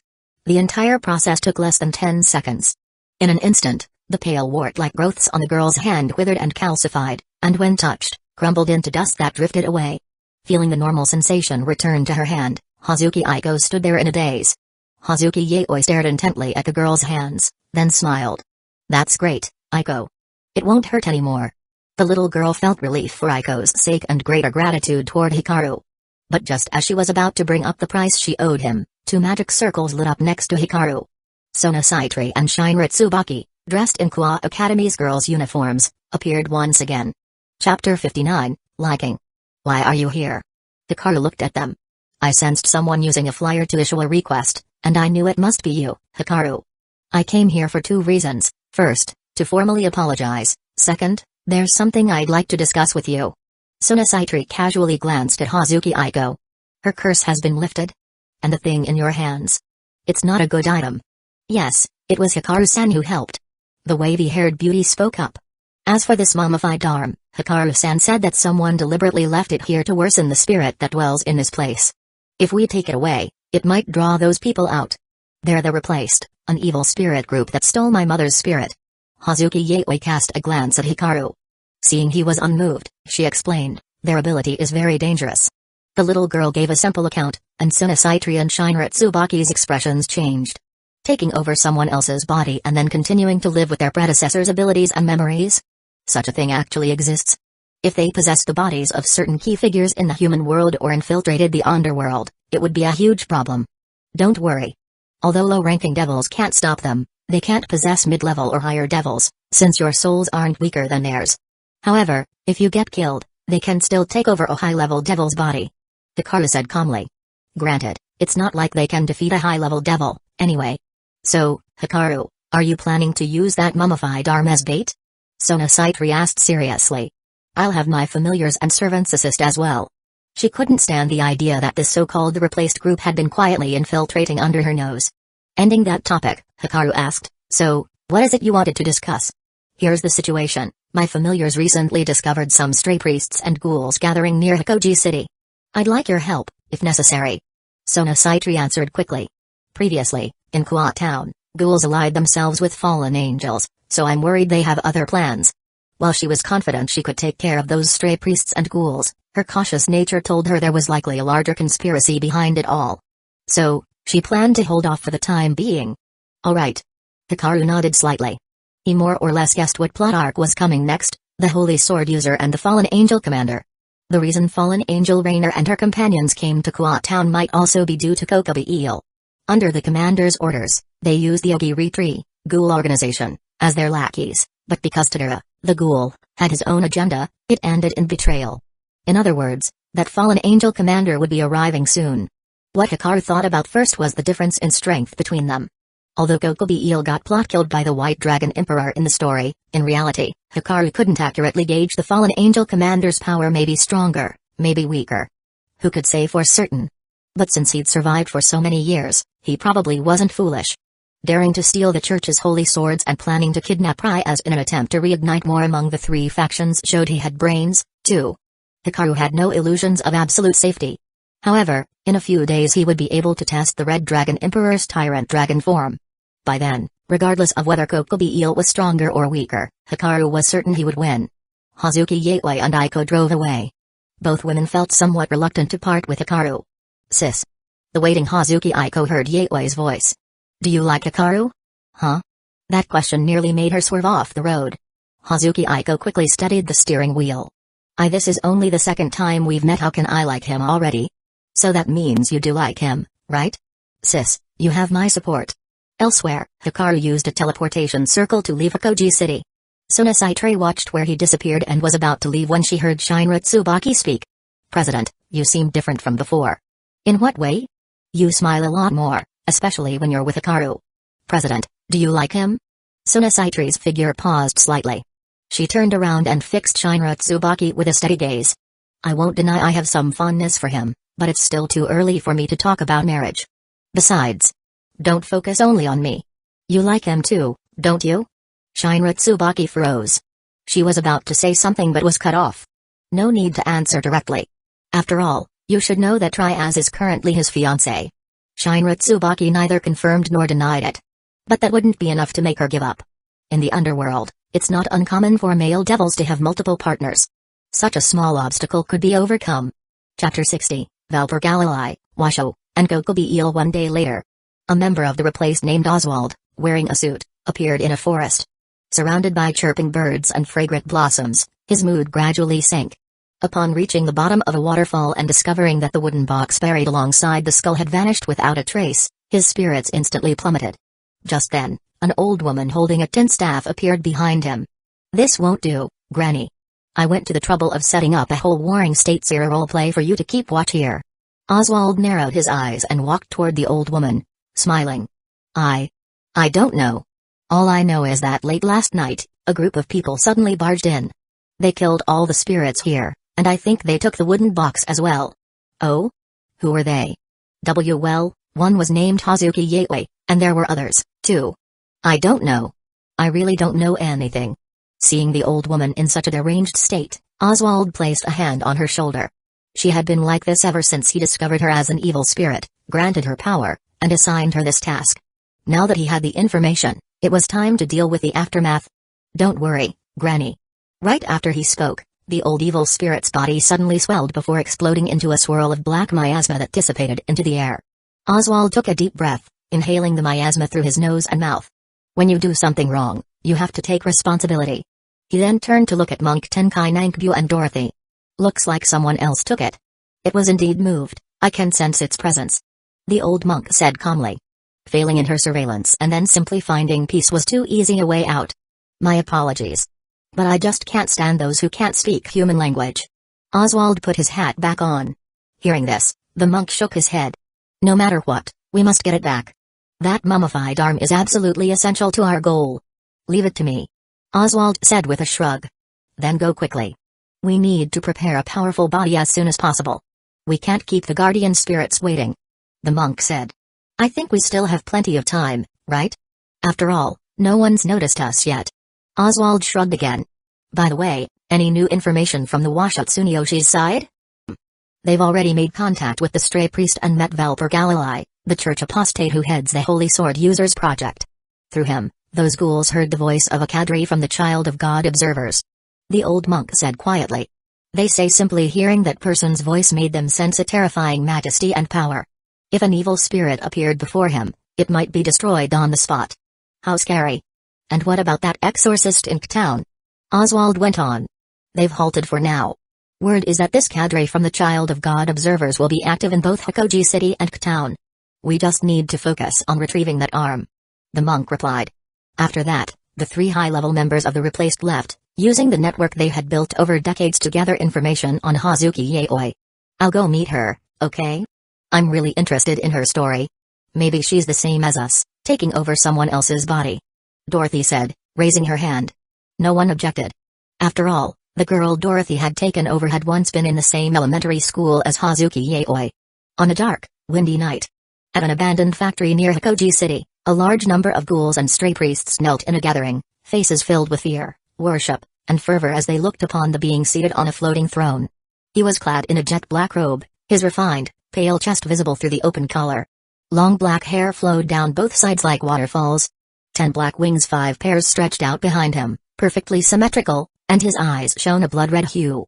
Kokobi Eel, a high-ranking fallen angel, lounged on the throne. Simply looking at him radiated a bottomless sense of oppression. "Valper, how's the research on the Holy Sword going?" "Most esteemed Lord Kokobi Eel, it's progressing extremely well. I've already chosen a suitable priest as the Holy Sword's host, and he's a perfect match," a short man said, bowing low. "I heard that before I arrived, some fallen angels sneaked into town and clashed with the devils there. Is that right?" Kokobi Eel asked casually. "Yes, that's correct. They were going around in your name, forming an alliance with the local ghouls to seize the sacred gears within human bodies. But they ended up being taken out by a freelance extraordinary individual," Gapar explained. He had looked into these matters long ago. "Humphrey. Sacred gears, huh? Ever since the war ended, Azazel's been focusing on nothing but useless research like that." Kokobi Eel's voice carried a hint of resentment. As for the freelance extraordinary individual Valper mentioned, Kokobi Eel thought nothing of them. From his perspective, even coming to this city leading a group of burdens all the way from Europe to snatch the church's holy sword and relocate it was beneath his station. But without doing this, achieving his goal would be difficult. Chapter 61, Thoughts holding Leviathan and the Devil King Lucifer's younger sister captive, and on top of that seizing the church's holy sword. If he could wield that sword himself, he would kill the two of them with his own hands. Neither the underworld nor heaven would stand by and do nothing. The precarious balance of their Cold War would be broken in an instant, and the war that had been on hold for thousands of years would rage once more. Just the thought of a grand three-way battle made Kokobi Eel's blood boil with excitement. As for whether he could actually achieve his goal, Kokobi Eel hadn't considered that question at all. He was a high-ranking officer among the Watchers of the Son of God, a fallen angel who had once clashed with the God of the Bible in the three-way war and survived. Even across the entire three realms, his power ranked near the top. So what if Leviathan and Lucifer's little sister were pure-blooded high-class devils? With his strength, he could kill more than 10 high-class devils single-handedly. As for those fallen angels who had failed before, Kokobi Eel paid them no mind whatsoever. Lesser fallen angels weren't even qualified to meet him. In war, they were just expendable cannon fodder. If they died, they died. After mulling it over, Kokobi Eel's figure vanished from the spot. Down below, the apostate priest and the ghoul dared not stand up until long after he was gone. Only then did they each depart. Elsewhere.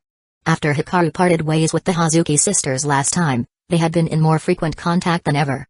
Given the special nature of the possessed, Hazuki Yayoi would send Hikaru an email every night. There were no restrictions on what the email could contain. It could be a situation report or just mundane matters. Hikaru would give it a quick glance and, if it wasn't important, reply with only a brief response.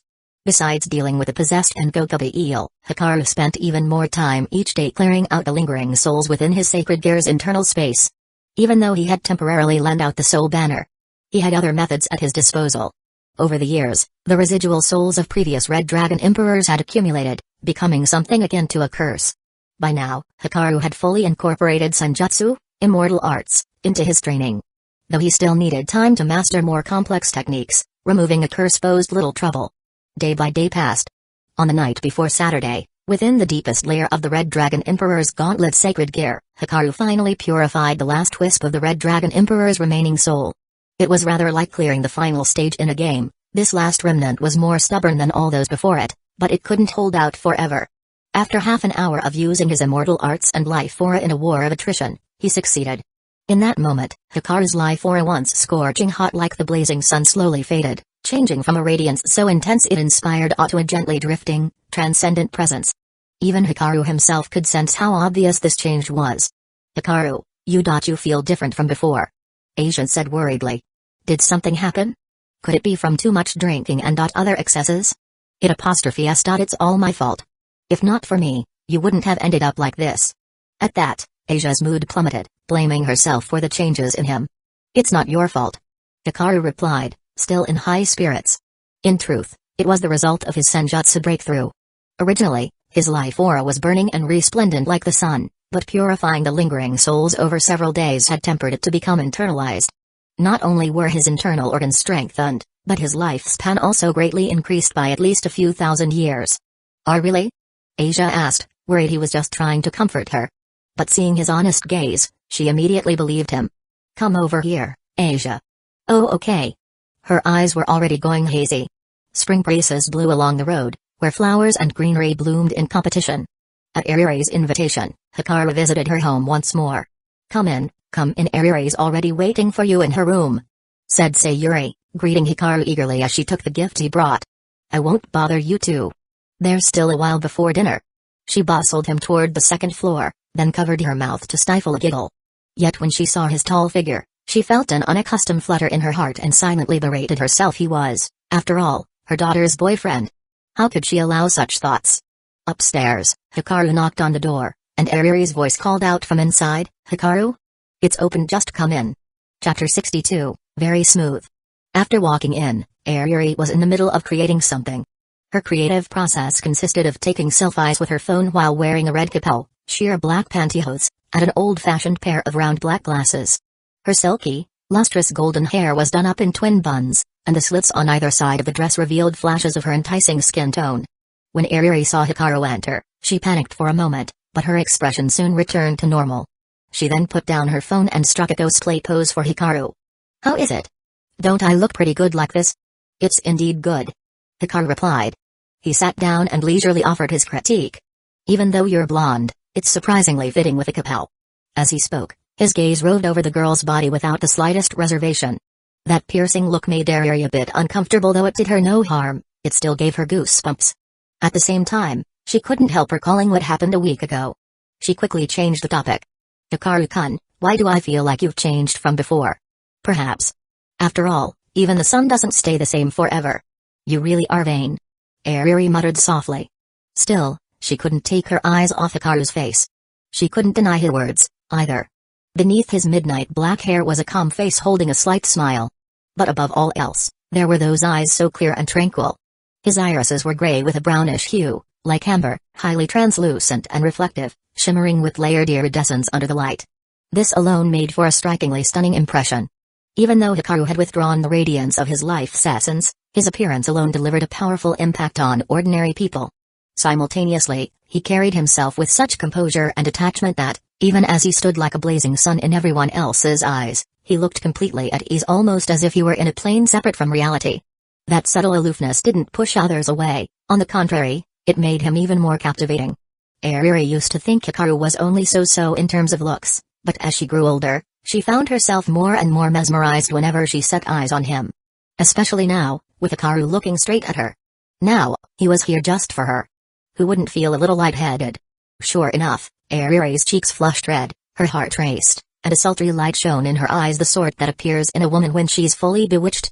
Eventually, it was Ariri herself faster than Hikaru who made the first move and climbed on top of him. Naturally, lunch was delayed, and the afternoon shopping trip was cancelled. But Ariri didn't regret it. She was simply brimming with happiness. Afternoon came. Hikaru pulled up his pants and left.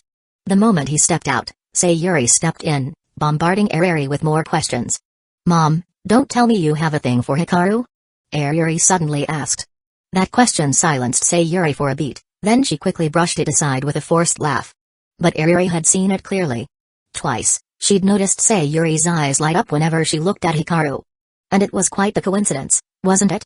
When Ryaz, Akeno Himejima, and Konko, who had arranged to visit on the weekend, saw Hikaru, their eyes lit up in exactly the same way. Even though they tried convincing themselves that Hikaru's power was far more terrifying than his looks, the moment they laid eyes on his almost divine face, they couldn't help but focus on it. Kiba Yodo and the shut-in vampire Gasper didn't come along. The former had something on his mind these past few days, the latter was such a recluse that even seeing Ryaz could make him shrink into his box. Hikaru guessed it was most likely due to the holy sword user. As a survivor of the Valper experiments, Kiba Yodo had a special sensitivity to holy swords. No doubt the two holy sword wielders sent by the church and a holy sword stolen by Gokobi Eel's men were somewhere nearby. Please, have some tea, Asia said, handing tea to the three visitors. She admired how poised and elegant Ryaz and Akeno were, mature, beautiful, and refined, and quite blessed in the chest, too. That was Asia's ideal of what she wanted to become. But the truth was Ryaz and Akeno were just as envious of her. After all, how many women could get away with living under the same roof as Hikaru? Before long, Konko, Asia, and Estate 3 adorable little Lawless ran off to play together. Ryaz didn't know how to begin, so Akeno stepped in, explaining they had specifically come to thank Hikaru for his help, bringing 2 gifts along. In reality, deep down, Akeno was thinking that if Ryaz hadn't said the wrong thing before, right now it might be her and Hikaru having their weekend alone together. Fortunately for Akeno, Ryaz was clueless when it came to romance, otherwise, Akeno might have found herself worrying for once. Chapter 63, Phoenix Tears. There were 2 gifts. The first was Ryaz's bounty, about 100 million yen, which she had saved up from her own private funds. The second gift took Hikaru by surprise. It was 2 bottles of Phoenix Tears from the Phoenix family. In terms of monetary value alone, you could call these priceless. They're extremely difficult to produce, and their effect is extraordinary. Just 1 drop of the tear can instantly heal any injury. In other words, as long as you're not dead, it can bring you back. These were sent by the head of the Phoenix family. He said it's to thank you for knocking some sense into his arrogant son. Hikaru accepted them without hesitation, as he felt he earned them. Is there anything else you'd like? I'll do my best to make it happen, Ryaz asked. She knew it was inappropriate to value an engagement purely with money, but she didn't have anything else substantial to offer at the moment. Hikaru thought for a few seconds, then answered, I recall that space magic in the underworld is quite advanced. Let their construction crew come over and expand my house. He remembered that, in the original story, Ryaz had used space magic, bringing in an underworld construction team to remodel the protagonist's small, 2-story house. It looked unchanged from the outside, yet the inside was as large as a mansion. Besides that, does the Greenery family have any magic manuals for training in destruction magic? Having the place expanded and providing magic manuals is no problem. But destruction magic isn't something just anyone can learn. It originated from the Baal family of the Great Demon King. Because my mother is of the Baal bloodline, my brother and I can use destruction magic. Ryaz understood Hikaru's remarkable aptitude for training. Developing magical power wouldn't be strange, and even as a human, he might manage light-based powers with effort. But destruction magic, how could someone even train that? It was a power that she and her brother had from birth. Essentially, Ryaz was offering him other types of magic manuals, not wanting Hikaru to waste his time on destruction magic. I'd still like to try. Who's to say I won't succeed? Hikaru shook his head. He believed strongly in his passive skill. Heaven rewards diligence. And in his view, destruction magic might simply be a special method of weaving or structuring magical power. If it truly proved impossible for him, he could at least study its traits and adapt his own magic to imitate it. It would take time, but it wouldn't be overly difficult. If you insist, I'll bring it next time. Destruction magic was traditionally a closely guarded secret. But at this point, Hikaru was her fiancé, so the usual restrictions didn't carry as much weight. You all should focus on training, too. If you can tap into your potential, you'll be able to defeat Riser on your own. Hikaru said calmly. Especially Akeno and Konko, you're completely wasting your talents. The two of them were taken aback, initially confused but quickly realizing what he meant. One of them bore the blood of a fallen angel, and the other the blood of a Nekomata, cat spirit. When such bloodlines merged with demonic power, it was more than a simple sum of parts. In the original story, they made enormous progress after accepting their pasts and tapping into their inherent gifts far more than they would by simply studying magic alone. Hikaru didn't elaborate, only giving a hint. Whether they chose to confront their past was up to them. If they still had reservations, he wouldn't waste his breath trying to persuade them. Silence fell for a time, but Hikaru could tell their quiet acceptance was the best sign that his words had hit home. Ryaz stepped in to ease the mood and change the subject. Hikaru, last night my familiar reported there's a priest operating near Kwa town, and Suma's side is seeing the same. She already told me. Hikaru nodded. Just be careful, all of you. Ryaz paid little attention to that last bit of be careful. But she was surprised that Suma had, once again, contacted Hikaru before she had. Ryaz and the others stayed at Hikaru's place until the afternoon before heading out. Both she and Akeno were once again taken aback by Hikaru. He was handsome enough already, and on top of that, he cooked so well. It was almost unfair. Dusk fell. Ryaz, Akeno, and Konko walked back together. Noticing the worry on Akeno's and Konko's faces, Ryaz wanted to comfort them but didn't quite know how to begin. She understood their pasts and why they'd closed off their hearts. Let's stop by the school. We'll have a talk. Before long, they arrived at the Occult Research Club. Ryaz laid everything out. The choice is yours, I won't force you. But Hikaru is right that until you accept your past, moving forward will be difficult. At those words, Akeno and Konko exchanged glances. They truly had given it a lot of thought. If they could use that power, perhaps Ryaz wouldn't have been left so helpless when Riser kept pushing for the marriage. Right then, though, Ryaz received a message from her familiar. Her expression turned serious. A church exorcist wants to meet with us. Chapter 64, Zenovia and Irina Shido. They met again in the Occult Research Club. Because of the other party's sensitive identity, Ryaz called in all her servants except the shut-in vampire back home. The moment Kibayoto laid eyes on the two visitors from the church, he glared at them like an enraged wolf. In his past, he was one of the few survivors of the church's Holy Sword compatibility experiments. After being captured by Valber, he and his companions underwent inhumane human experimentation. Ultimately, all who were deemed unqualified were secretly executed. Kiba barely escaped with his life. As he was on the verge of freezing to death, Ryaz happened to find him and take him in. As a result, he hates the church even more than devils do. Even if, this time, the church had sent two female Holy Sword wielders. One was tall, with short blue hair and a green highlight in her bangs. The other was slender, with distinctly Japanese features and her coffee-colored hair in twin pigtails. The former was Zenovia, the local one was Irina Shido. Irina got right to the point. Not long ago, the Holy Swords kept by the Catholic Church in the Vatican, by the Protestant Church, and by the Eastern Orthodox Church were stolen during transport. According to intel from the Church's information department, the culprit is Kokobe-il, a cadre of the Watchers of the Son of God. And he's hiding out in a city near here with the stolen Holy Swords. Hearing that key name, Ryaz was momentarily stunned. Kokobe-il? The fallen angel recorded in the Bible? The Bible, It records everything related to the God of the Bible. It includes countless names, but those who actually fought against God are in a category of their own. Even a devil like Rai-Az Nukokobiel was a powerful fallen angel who once fought the biblical God, surviving since the ancient three-way war. Other figures on record from that era include the 4 original devil kings of the underworld and the 4 seraphim who serve God in heaven. Kokobiel's name stands on equal footing with theirs. Is that information reliable? Rai-Az asked, her heart tightening. She'd only heard of such a being in legends. Now, hearing that Kokobiel had stolen items from the church and was lurking near Kuat town, the area under her jurisdiction, was alarming. No wonder her familiars had reported more stray priests and ghouls lately. Absolutely. Otherwise, we wouldn't have bothered coming into a devil's city. Zenobia said coolly. We're only here to ask that you refrain from getting involved. Naturally, Rai-Az wasn't pleased by their attitude. Although the meeting ended on a sour note, both sides left with the information they needed. The church confirmed the fallen angels were acting on their own, not in league with devils. Rai-Az learned it wasn't a combined plot by multiple factions to break the balance, and that was enough. Just 2 of them trying to handle a fallen angel cadre? That's suicide. Remarked Takano Himejima. Should we notify Hikaru, Rai-Az? We might not be able to deal with this ourselves. No, not yet.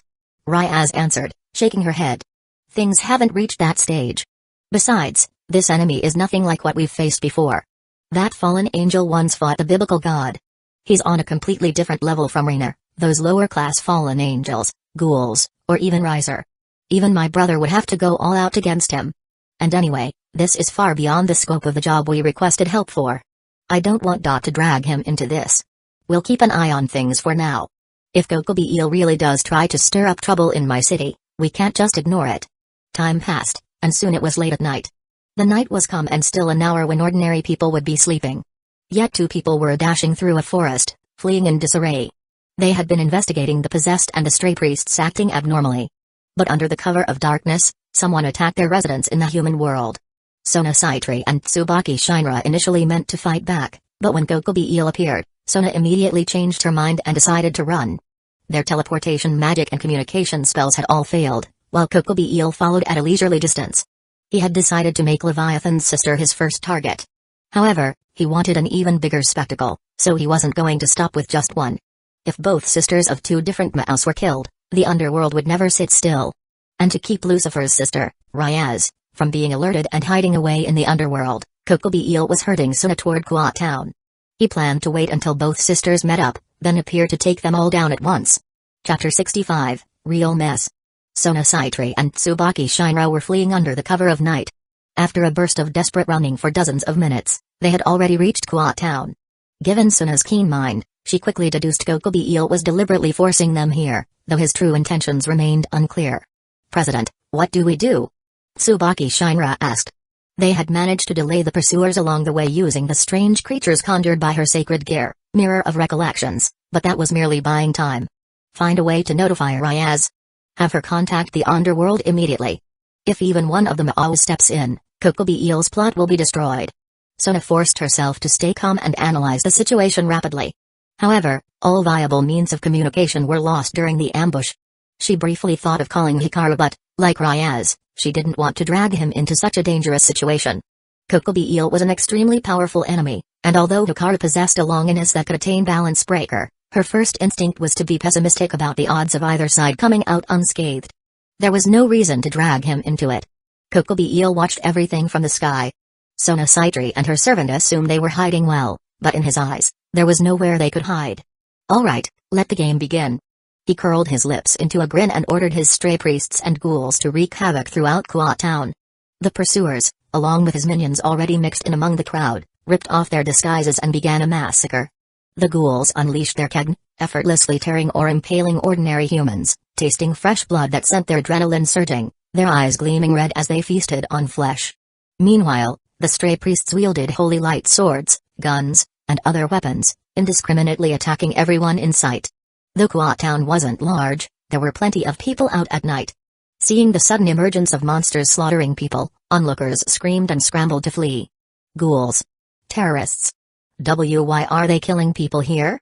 Run, hurry.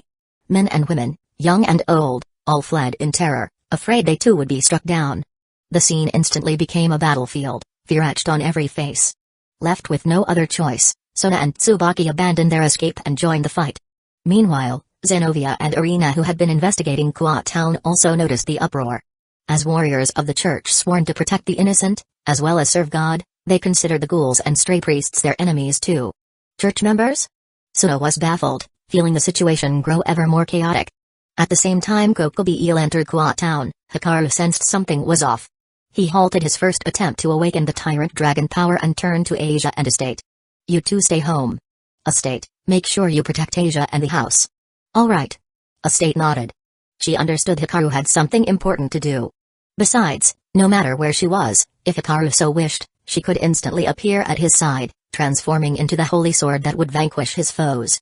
Hikaru left the villa, hopped on his motorcycle, and sped away. The night wind whipped across him as he rode at high speed, its chill lashing his face. Thanks to his training in Senjutsu, merely sensing that unconcealed aura of life energy above Kuat Town told him what was happening. It had to be Kokobi-eel causing trouble. But his actions were drastically different from how events played out in the original story. He was smarter, at least smarter than the version who only stirred up trouble at Kuat Academy before being easily dispatched, with no ordinary residents even aware of what had happened. Kokobi-eel's objective was to spark a war, so triggering chaos on a bigger scale was a more effective fuse. If Hikaru had been in Kokobi-eel's place, once he'd located his key targets, he would have gone all out and obliterated them along with the entire city, forcing the wheels of war to turn again. Kokobi-eel was indeed more cunning this time, but still not cunning enough. By the time Hikaru arrived at the scene, downtown was already in flames. Most civilians had fled, but the police, firefighters, and ambulance crews had sealed off the streets. With no prior warning, the human government naturally responded right away, only to be stunned by what they saw. People who looked human were doing things that resembled a fantasy film, fighting on the ground, on walls, in the air, with bare hands or strange weapons, unleashing flashes of colorful energy. Yet their attacks were all effortlessly repelled by a six-winged figure in the sky. Seated upon a throne without stirring, Kokobi-eel blocked every attack from Ryaz, Sona, and the others with just a flick of his fingers or wings, gazing down at them as if they were ants. As for the two holy sword wielders, they had already been taken out in an earlier battle and lay gravely injured, unable to rise. This is a real mess, Hikaru muttered. He parked his motorcycle and walked forward. The crowd, which had been packed tight, now parted instinctively in his presence, as though moved aside by some invisible force. Chapter 66, This is not comics. Sona Saitri, having met up with the newly arrived Ryaz Creamery, was working together to fend off what felt like a never-ending assault. Surrounded in the middle were the two church warriors. They were severely injured, had collapsed to the ground, and even had their holy swords taken from them. Right now, all they could do was stare up at Kokobi-eel in the sky with rage and despair on their faces. Hey hey hey. Just as I expected, you've all gathered together. His low, oppressive voice made everyone's hearts skip a beat. A cadre-level fallen angel, simply by speaking, could exert tremendous pressure. Compared to the devils, ordinary humans were already being forced to their knees by that terrifying aura, their bodies and souls trembling ceaselessly. At Kokobi-eel's words, the ghouls and stray priests paused their onslaught. Standing in front, Ryaz glared upward, her brows furrowed. Kokobi-eel, you've trespassed on devil territory. What are you trying to do? The fallen angel leadership has no reason to attack us out of the blue. Aren't you afraid of starting a war? Hey hey hey, the next head of the Creamery family truly is clever. How did you know that causing a war is precisely what I'm after? Kokobi-eel laughed, eyes brimming with mischief. If I toy with Leviathan's sister and Lucifer's sister a bit before killing them, maybe the two Ma'au will hate me enough to spark an even fiercer conflict, don't you think? At those words, Ryaz and Sona glared back at him, but their hearts sank. No matter how confident and proud they were, no amount of honor or courage could bridge the gap in power. This was not some hot-blooded manga, this was reality. The gulf between high-class devils and a fallen angel cadre was enormous.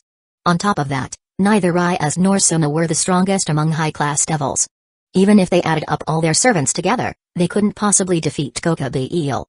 That was the harsh truth. Damn warmonger. Ryaz muttered angrily, but her reaction only delighted Kokobi-eel further.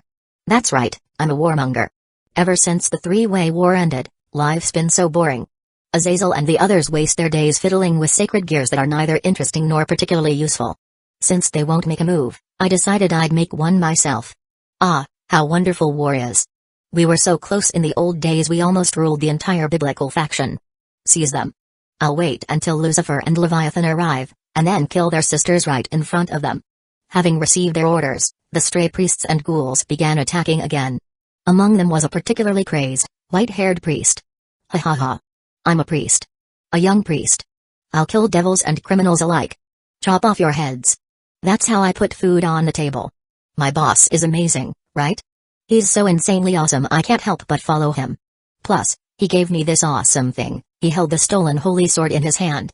Thanks to the holy sword's power, he had gone from a mere priest to having strength on par with a high-class devil. His addition to the fight intensified the pressure on Ryaz and Sona, pushing their defensive line to the brink of collapse.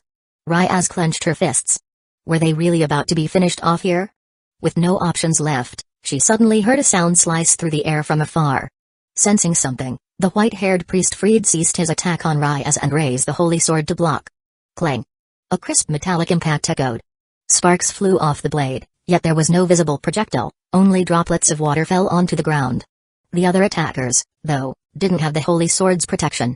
Water-formed arrows, augmented by magic, turned them into pincushions. In the blink of an eye, more than half lay dead.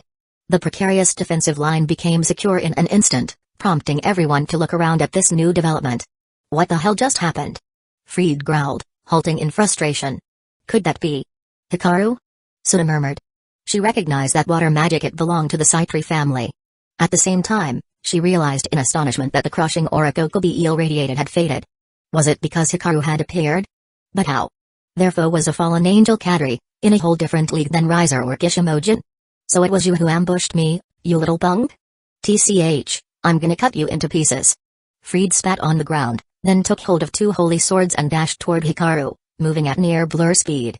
The swords greatly boosted his physical abilities along with his arrogance. Fried believed he could easily hack down every devil here. Facing the attack, Hikaru's expression remained unchanged. With a slight tilt of his body, he evaded Fried's slashing blow. Fried tried a series of follow-up strikes, but Hikaru stood in place, feet rooted firmly, making every attack miss as though it were swinging at thin air. Fried's eyes widened, his face flushing with anger. Yet Hikaru gave him no chance to continue. Moving like a phantom, Hikaru appeared at Fried's side, snapped his wrist, and before he could scream, seized the dropped holy sword midair, flipped the blade, and drove it straight into the priest's heart. There were no wasted movements, no hesitation. He took down a holy sword-strengthened priest just like that. Such a weak foe wasn't even worthy of facing Hikaru's Longinus balance breaker. Oh? Seeing Hikaru so easily dispatch his subordinate, Kokobi eel looked genuinely surprised. Chapter 67, You'll just drag me down. Valper worked very hard. After obtaining the holy sword, he poured all his effort into researching the new holy sword factor. Following the deaths of numerous stray priests, Fried stood out among them. Having had the holy sword factor injected into his body, he was able to wield the power of multiple holy swords at once. Even within the church, that would make him a first-rate warrior, on par with a high-class devil or a fallen angel. But this newcomer had dispatched Fried as easily as slaughtering a chicken, so Kokobi eel was naturally surprised. Beyond that initial shock, however, he had no other particular thoughts. He'd encountered many geniuses before, and the only ones who could truly compare to him were those few among the three factions. Even the heroes of the hero faction were just a bunch of hot-headed kids playing hero games. Hikaru was unknown, though his name did appear in the Bible. But the fact that Hikaru was human piqued Kokobi eel's curiosity.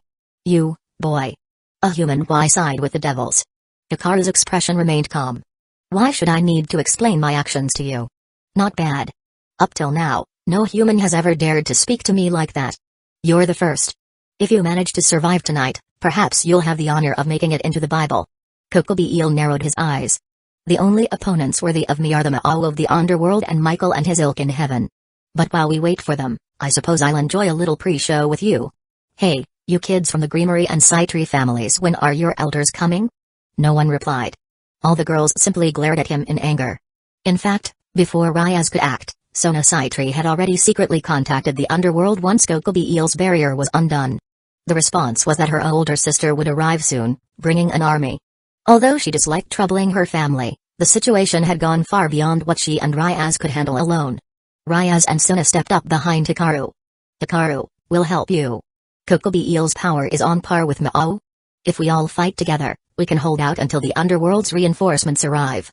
Hey, I can hear you all quite well. If reinforcements are coming, maybe I'll take my time killing you. Kokobi eel burst into laughter, the power radiating from him shaking the space around them. As he moved, and at Ryaz's and Suna's orders, all of their servants gathered behind Hikaru. They were aware that Hikaru had a longinus and could access its balance breaker. Their plan was to give Hikaru every ounce of support until help arrived from the underworld. As long as no one died before then, it would count as a victory. To be honest, your courage and faith nearly bring tears to my eyes. Kokobi Eel rested his right hand on the throne's armrest as he spoke in a leisurely tone, his expression swiftly twisting into something icy and ferocious. You must be kidding. Filthy devils should all be killed. The sight of you putting on such faces makes me sick. But you won't have to suffer much longer. While he spoke, Zenobia slowly came to. Noticing that Kokobi Eel's attention was elsewhere, she struggled upright with a pained expression, sprinted forward in a few quick steps, and leapt up. Tapping into the holy power within her, she drew forth a massive, wild-looking sword from thin air. The Holy Sword Durandal. Although the sword of the king had been taken in the previous battle, the Holy Sword Durandal was the true trump card she had hidden away. Buzz. Durandal, raised high in the girl's hands, seemed to slice the very atmosphere in two, the shockwave creating a ringing in everyone's ears. Kokobi Eel turned to face it, yet showed no alarm. Durandal, is it? Unlike that king's sword that was destroyed, this sword has genuine holy light. But. He casually bent a finger in a flicking motion, and an invisible force sent Zenobia flying backward. No matter how strong the sword, it depends on the wielder.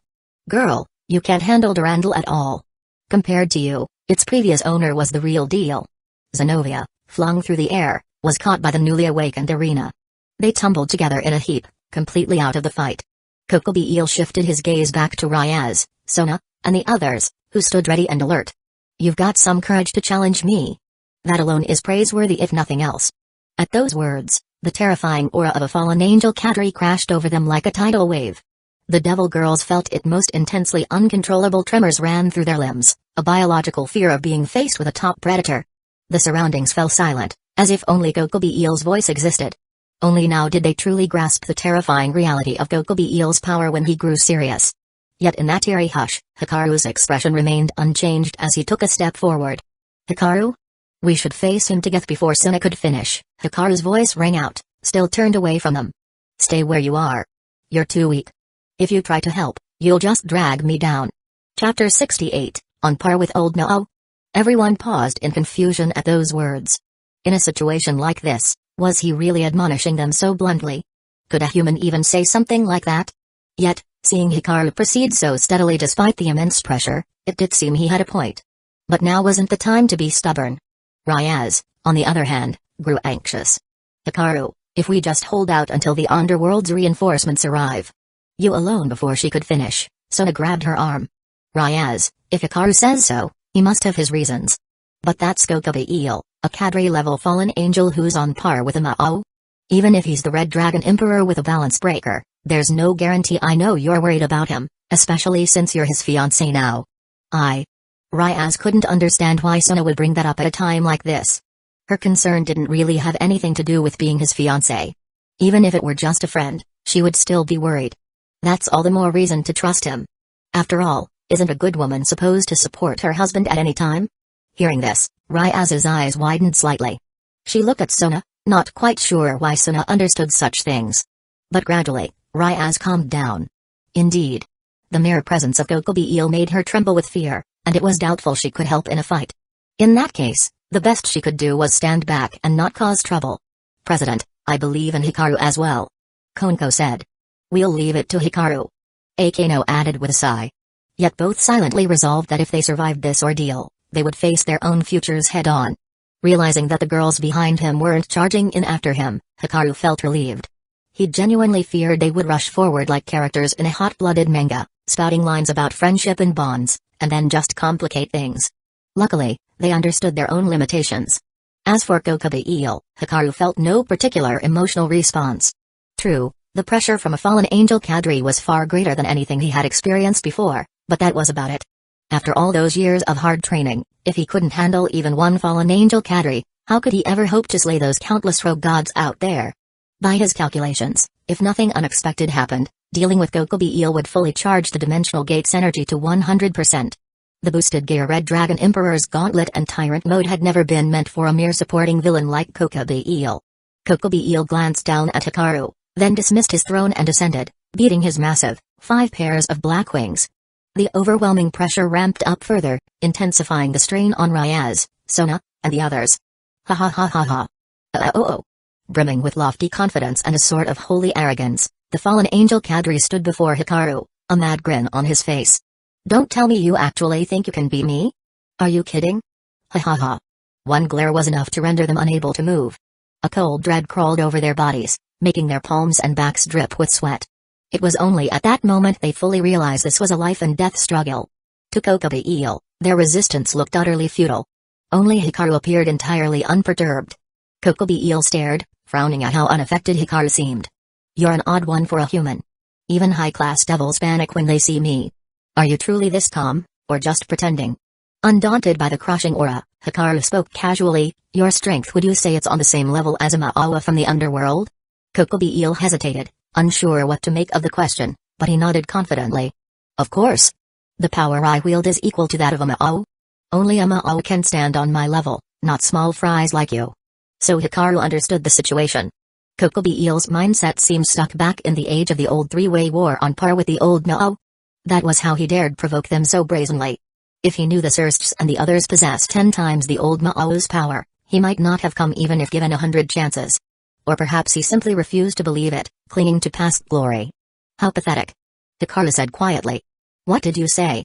Kokobi Eel blinked. Though he didn't fully grasp what was going on, he knew the man was mocking him. Rage flashed across his face as he snapped his neck.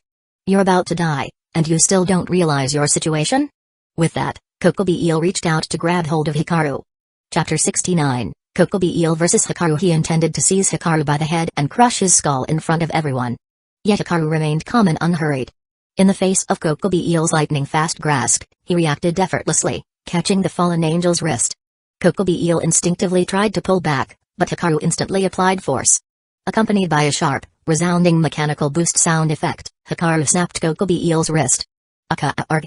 His wrist broken, Kokobi Eel cried out in pain, staring at Hikaru in shock and confusion. How could a mere human have such strength? But Hikaru didn't waste any words. Having seized the advantage, he swiftly closed the gap again and drove his right foot toward Kokobi Eel's face. Kokobi Eel used his one good arm to block, but his body was still forced back several steps by the tremendous power. Hikaru felt a twinge of surprise. Before this, Freed took a casual punch from him and wound up gravely injured, yet this fallen angel Kadri had taken an even stronger blow and was merely knocked back. As expected of a mythical being. Kokobi Eel, meanwhile, was in utter disbelief. He'd actually been driven back by a human? His previous adversaries were at the level of the biblical god, Lucifer, or Michael. Now here he was, being beaten by a mortal it was humiliating to even think about. After a moment of shock, Kokobi Eel flew into a rage. He spread his 5 pairs of wings wide and immediately put distance between himself and Hikaru. Not one to be foolish, Kokobi Eel knew that if Hikaru excelled in close combat, he should keep away from him. His tall frame shot into the sky, and with his uninjured arm, he instantly formed a spear of holy light. More and more spears of light appeared behind him. Die all of you. He cackled as the spears rained down, appearing like a deluge from above. From a distance, it looked like a downpour of holy light. Ryaz and the others, fully enveloped by it, looked despairing. But Hikaru simply clicked his fingers. Manipulating the water that gushed out of a nearby fire hydrant, he transformed it into arrows of water to meet Kokobi Eel's large-scale attack head-on. All the falling lances of light were intercepted and neutralized by Hikaru's water magic. Seeing this, Kokobi Eel's eyes went wide. Could his magical power be nearly on par with his physical strength as well? And having watched a supposedly certain death situation reversed in an instant, Sona Saitri was taken aback too. She recognized it as the Saitri family's water magic. She had only taught Hikaru for a few days, yet he was already more adept than she was, capable of holding his own against a fallen angel Kadri. A sense of defeat welled up within her. Who was actually the heir to the Saitri family now? Damn you. Who the hell are you able to use magic as well? Kokobi Eel couldn't believe it. He was serious now, but his attack had just been nullified. Was this some kind of joke? Don't you dare get cocky. He was done following any plan, waiting for the underworld's reinforcements to arrive before killing Ryaz and Sona. He wanted everyone here dead right now. His broken arm had already mostly healed. As a Kadri, his regenerative abilities were beyond normal limits. With both arms raised, he gathered swirling holy power in his hands, forming it into a spear shape. But that wasn't all. It continued to compress, causing the spear of light to swell further.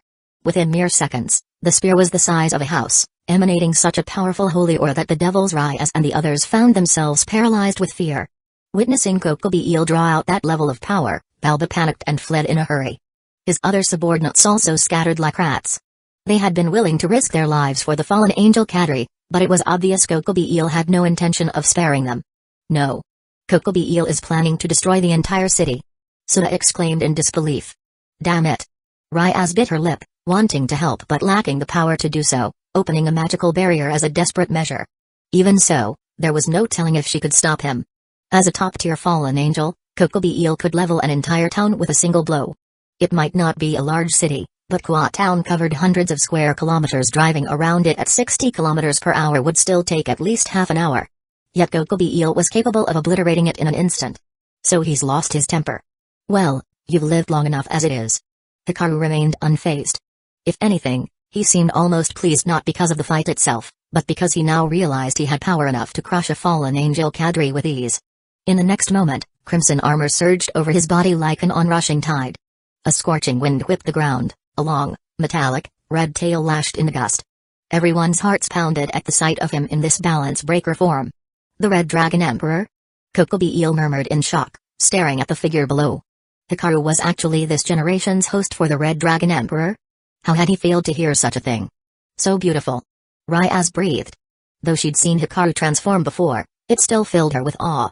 There were no flashy motions or words, everything happened so naturally. So that's the Red Dragon Emperor's balance breaker. Sona muttered.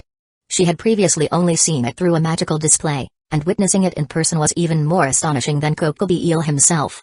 You wield a god-slaying sacred gear? I can't stand you Red Dragon Emperors. Damn you, Red Dragon, are you trying to defy me? With fresh and old grudges burning, Kokobi Eel hurled his massive spear of light that could flatten Kwa Town. Like a missile, like a meteor, it descended upon them.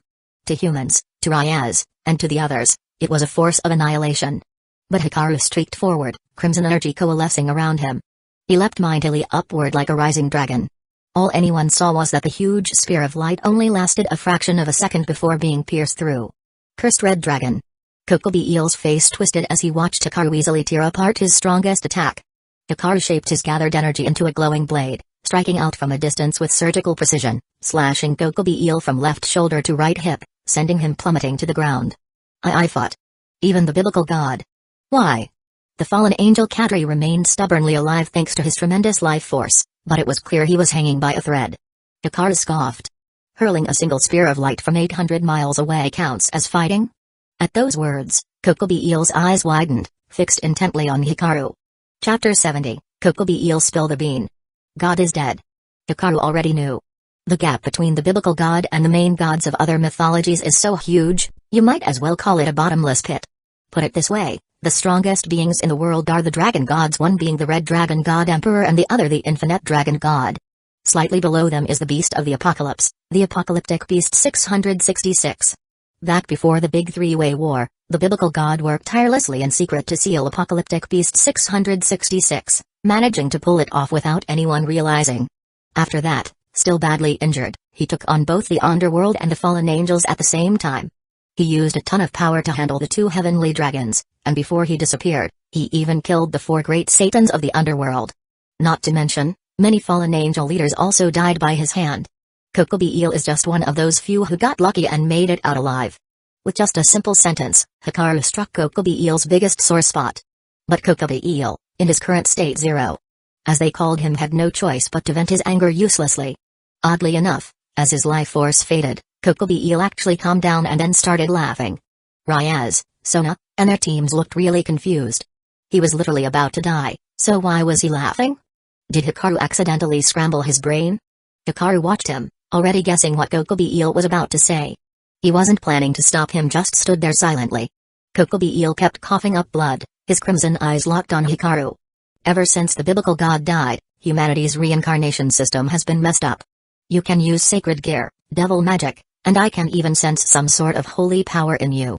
3 totally different energies are inside your body without blowing you to pieces. People who didn't know any better would just say these were the ravings of someone on their deathbed. But there was one crucial point in Kokobi Eel's words that nobody could ignore. What did he just say? Ryaz was at a loss. He said that the biblical god is dead? Probably just the nonsense of a dying man. The biblical God is the ruler of heaven, there's no way he could actually die. Suna raised her glasses. She'd felt her heart skip a beat at first, but quickly got it under control. Hearing this, Kokobi opened his bloody mouth in a grin. Ha ha ha. Didn't think I'd learn something this interesting right before dying. So, you guys really had no clue, huh? Just as I thought, nobody in charge would dare let their subordinates know. In that war between the three factions, not only did the four great Satans get killed, but the biblical God also fell. No way. God is the embodiment of law and order, the Lord of hosts, the one and only God above all other deities. Zenobia, gravely injured yet suddenly bursting with renewed strength, stood up to deny his words. She looked about as panicked as a die-hard fan who just heard their idol had died. The other church members tried to calm her and Irina down. Nothing's impossible. Even gods can die. Think about it, humans, who used to be nobodies, are now hot commodities for both the underworld and heaven.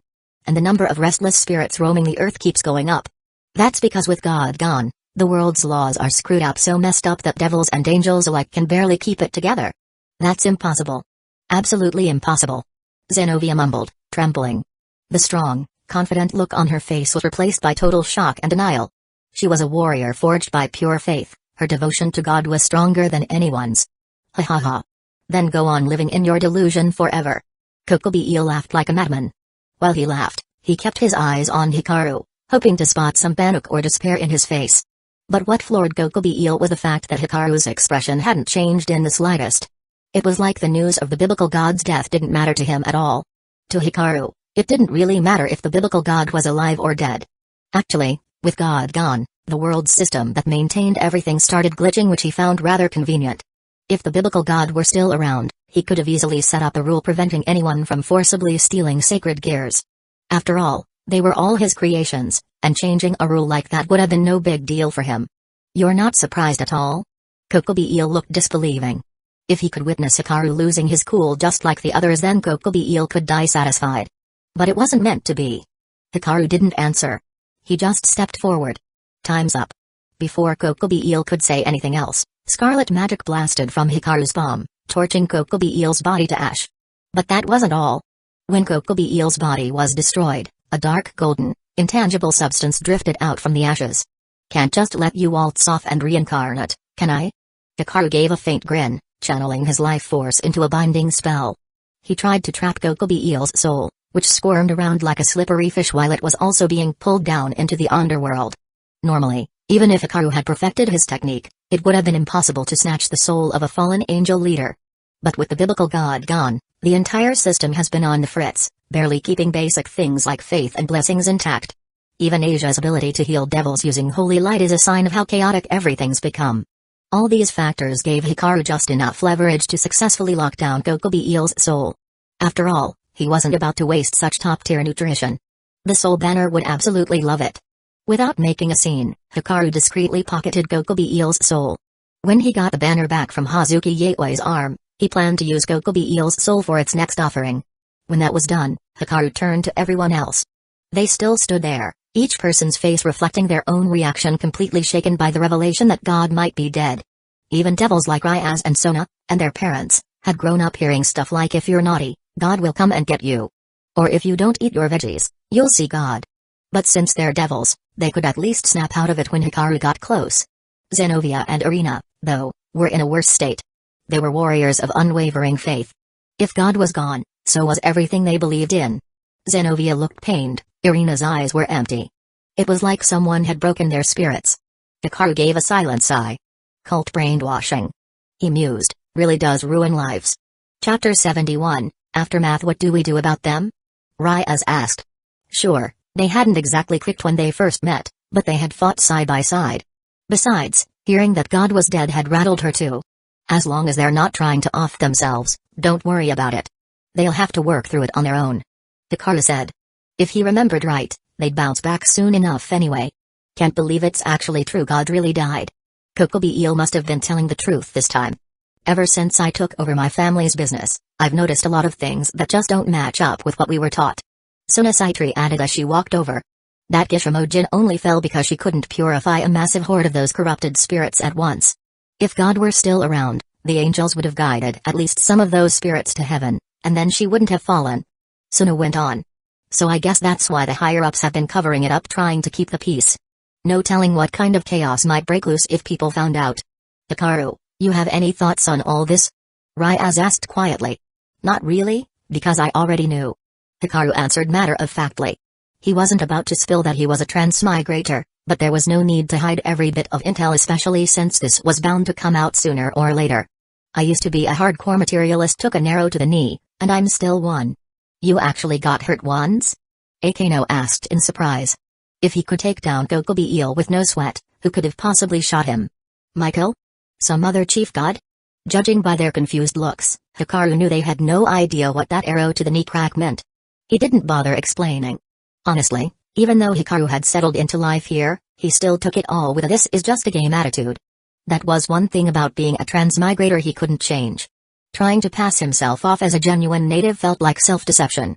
Even if the biblical god literally dropped dead in front of him, he wouldn't lose sleep over it. So what do we do now? It's not just the heads of the three factions, other leaders probably know, too. Suna said, a flicker of concern crossing her face. She'd originally thought the three factions could continue keeping each other in check, maintaining at least a bare minimum peace. But now, warmongers like Kokobi Eel would probably show up more often, and all sorts of people who resent the biblical faction would start crawling out of the woodwork. It's not just the leaders. Tons of people might not know the full story, but they can at least guess. The surge in evil spirits, the unstable sacred gear hosts and transformations, plenty of people are itching to make a move. Kokobi Eel was just the first to jump. Hikaru said in agreement. Anyway, it's not really your problem to fix right now. This battle alone had some serious repercussions, so it's time to use your authority as territory holders and clean up. Yeah, that's priority number one. Ryaz and Sona both agreed. Right away, each of them contacted their familiars. Using the resources of their respective families, they sent out instructions to their proxies in the human world. Before long, Kua City's government started shutting down any online leaks, pushing out a story about a gas pipe explosion as cover.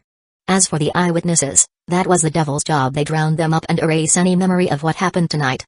While the girls got to work, Hikaru decided he didn't need to stick around. He was also thinking about a few things. There was no way Azazel, governor of the fallen angels, hadn't known about Kokobi Eel's plan. He'd even sent Vali, the White Dragon Emperor, to intervene. After Kokobi Eel was defeated, they'd haul him back and lock him in the underworld's deepest cell with an eternal freeze sentence. Then, as a result of all this, the three factions would finally decide to sit down and hold real peace talks. None of their leaders really wanted another all-out war. That reminded Hikaru of the old Satan faction that would show up during the three-faction summit, trying to restore the old ways and recruiting people for an ambush on the leaders. But the real problem wasn't them, it was the Chaos Brigade backing them. Nobody knew exactly when it had formed, but it had even brought Iphis, the infinite dragon god, on board as a figurehead. What Hikaru specifically remembered was that the Red Dragon Emperor's boosted gear could gain new powers via Iphis. He was pondering how to make contact with the infinite dragon god when he suddenly sensed something off behind him. A swarm of devils from the underworld was flooding the sky above Kua City. Looked like reinforcements had finally arrived, just like how cops in an old crime flick show up when everything's already over. Then again, Hikaru had wrapped things up almost too quickly. Sona, are you okay? Any injuries? Anywhere hurt? Where's that jerk Kokobi Eel? I swear I'll shove his head right up his. Seraphol, dressed in a wildly flamboyant outfit, burst out from the reinforcements, eyes gleaming as she scanned the scene. She locked onto Sona, dealing with the aftermath alongside her peerage. Her eyes went red, and she dove straight at her from the sky. Big sis. Sona froze the moment she realized who was hugging her, her face going totally stiff. Hearing people snicker around them, she tried to shove Seraphol off. Lady Leviathan, I'm fine. Also, please keep it professional. Nope. People always say they're fine when they're really hurt bad. Sona, I'm giving you a full exam right now. Seraphol's eyes sparkled mischievously as she reached out to start poking and prodding, while Sona frantically fought her off and shot desperate looks all around, begging for rescue. Even Ryaz couldn't just watch anymore. She cleared her throat. Lady Leviathan, everything's settled now, and Sona's not hurt. More importantly, we need to take care of the injured. Oh. You're the Greenery heiress's sister, right? If you're all okay, that's a huge relief. Seraphol reluctantly let go of Sona, suddenly snapping back to normal. But, who took out Kokobi Eel? And how'd they pull it off? As she spoke, her gaze shifted to Hikaru off to the side. Chapter 72, Leviathan's Rewards? Seraphol's face instantly fell, like she'd just seen the apocalypse heading her way. Why is he here? Lord Leviathan, fallen angel executive Kokobi Eel was defeated by Hikaru. If he hadn't intervened, we'd all be dead. Suna Saitri said, her voice trembling at the memory of his terrifying power. What? Seriously? He took down Kokobi Eel? I thought his only big move was going into balance breaker mode? Sarafal looked stunned. I know Kokobi Eel, he's crazy arrogant, but at the end of the day, he's still an executive. His power level's nearly on par with the old Satan faction. How exactly did it go down? Tell me everything. Sarafal demanded, linking arms with Suna. The problem was that Suna didn't really know how to explain. She herself only had a vague understanding of Hikaru's abilities. Just when she thought she had them figured out, he'd blow her mind again. How do you not know? Aren't you two super close? Sarafal asked, looking confused. We're just classmates. Suna said helplessly. Truth be told, Sarafal doted on her so much it was almost smothering. Sure, she appreciated the family love, but it could be a bit much at times. Apparently, Sarafal had assumed her relationship with Hikaru was way deeper than it really was. Suna did wish she could be closer to him, but she'd never had the chance. Wait, so you're the one chasing after him? Sarafal's mind, of course, went straight to the wrong conclusion. That's not it at all. Suna's cheeks went bright red in a flash. Even as her sister, Sarafal's thought process was a total mystery. Wah, my precious Suna's grown up. She's leaving me behind. Sarafal clung to Suna and started fake crying loudly. A lot of people around them started staring at the Leviathan's public meltdown, and Suna wished she could just vanish on the spot, especially when Hikaru glanced over, making her want to crawl into a hole somewhere. After a while, Sarafal finally calmed down and walked up to Hikaru. At first, Hikaru thought she was coming over to stir up trouble. But before he could do anything, she grabbed his hand. This time, I seriously owe you. If you hadn't beaten Kokobi Eel, I'd never have gotten to see my dear Suna again. Sarafal said. Is there anything you want as a reward? As long as I can grant it, I'll make it happen. How about that dear Suna of yours?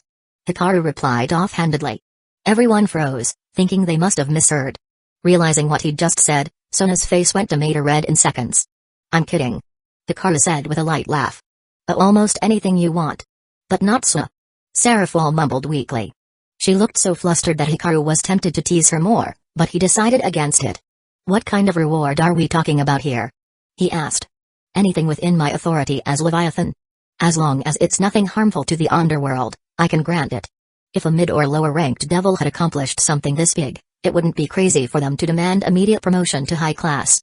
I mean, if Kokobi Eel's plan had succeeded, I would have mobilized the army to attack the Grigori HQ out of rage, and that would have sparked an all-out war among the three factions. So in other words, your achievement basically prevented a huge war. And she wasn't wrong about that. Hikaru thought for a moment. Alright, I'd like two things. One is the magic tome you use for your ice spells. The second is for you to exercise your highest authority as Leviathan on my behalf just once, whenever I need it. You want me to promise to do something for you at a later date? Sarafal pondered for a moment. Okay, as long as it isn't harmful to the underworld and it's not about massacring innocents, I'll do it. But are you sure you want to learn my ice magic? I heard from Suna that you can already use the holy light, among other things. You might be stretching yourself too thin. Sarafal said seriously. No worries. Normally, it wouldn't help me much. But in this world, there's nothing I can't learn. Hikaru replied calmly. Seeing how confident he was, Sarafal gave in. Alright, if that's how you feel, I'll pass the tome along to you through Suna. She let the subject drop. Everyone had their own path, and Hikaru clearly had talent to spare. Ugh, after what Kokobi Eel pulled, we're gonna have a ton of headaches going forward. Sarafal muttered to herself, sighing. Hikaru didn't chime in, it wasn't his concern. He turned to the girls. It's getting late. I'm heading home. They all bid him farewell.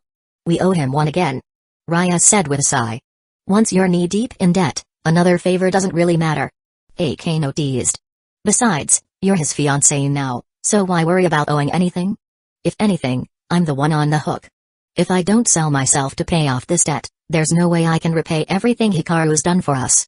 Her eyes sparkled mischievously. Kano, you. Oh, never mind. Just go look after those two from the church. Raya said, throwing in the towel. She understood Kano's feelings but couldn't figure out the right words to respond. Changing the subject seemed easiest. Chapter 73, could he be the reincarnation of the biblical god? Hikaru rode his motorcycle back to the villa. As soon as he walked in, Asia hurried over, looking worried. Hikaru-san, what happened out there? I heard people shouting and explosions going off. It's handled. Everything's fine now. He patted her head, then ruffled Estate's hair as well. Don't worry. I never go into anything unless I'm sure I can handle it. Master, next time you have to fight, please take me with you. My sword will cut down anyone who stands against you. Estate said earnestly. Of course. If it's a dangerous fight, I'll gladly use your power. But this time, fighting Kokobi Eel was enough with just Drake. Hikaru replied with a slight smile. At those words, Drake immediately piped up. Hey, partner, isn't that a bit harsh? I'm the mighty Red Dragon Emperor, you know. If you think you're stronger than Estate, then sure, I'll give you that. Hikaru shot back. That one line shut Drake right up. Had he been the original Red Dragon Emperor, he would have bragged about being better than Estate and demanded a showdown.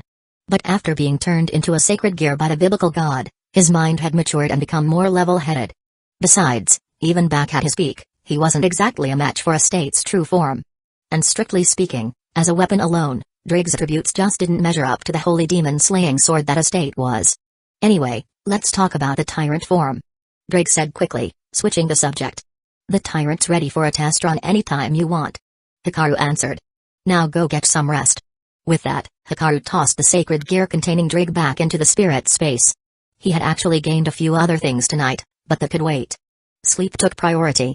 Kua City was bound to be restless until dawn, but with Ryaz, Sona, and Seraphul's devil soldiers taking over the scene, any public fallout would vanish completely. As for Seraphul, after giving out a few orders, she hurried back to Lilith, the capital of the underworld. Inside the Demon King's castle, she found Xerxes and Greyfire at work. You two are here? Where are Falbium and Adika? They went to the border. Things are fine there. Xerxes said, looking up. How about Ryaz? Oh, your sister and mine are both safe, no injuries at all.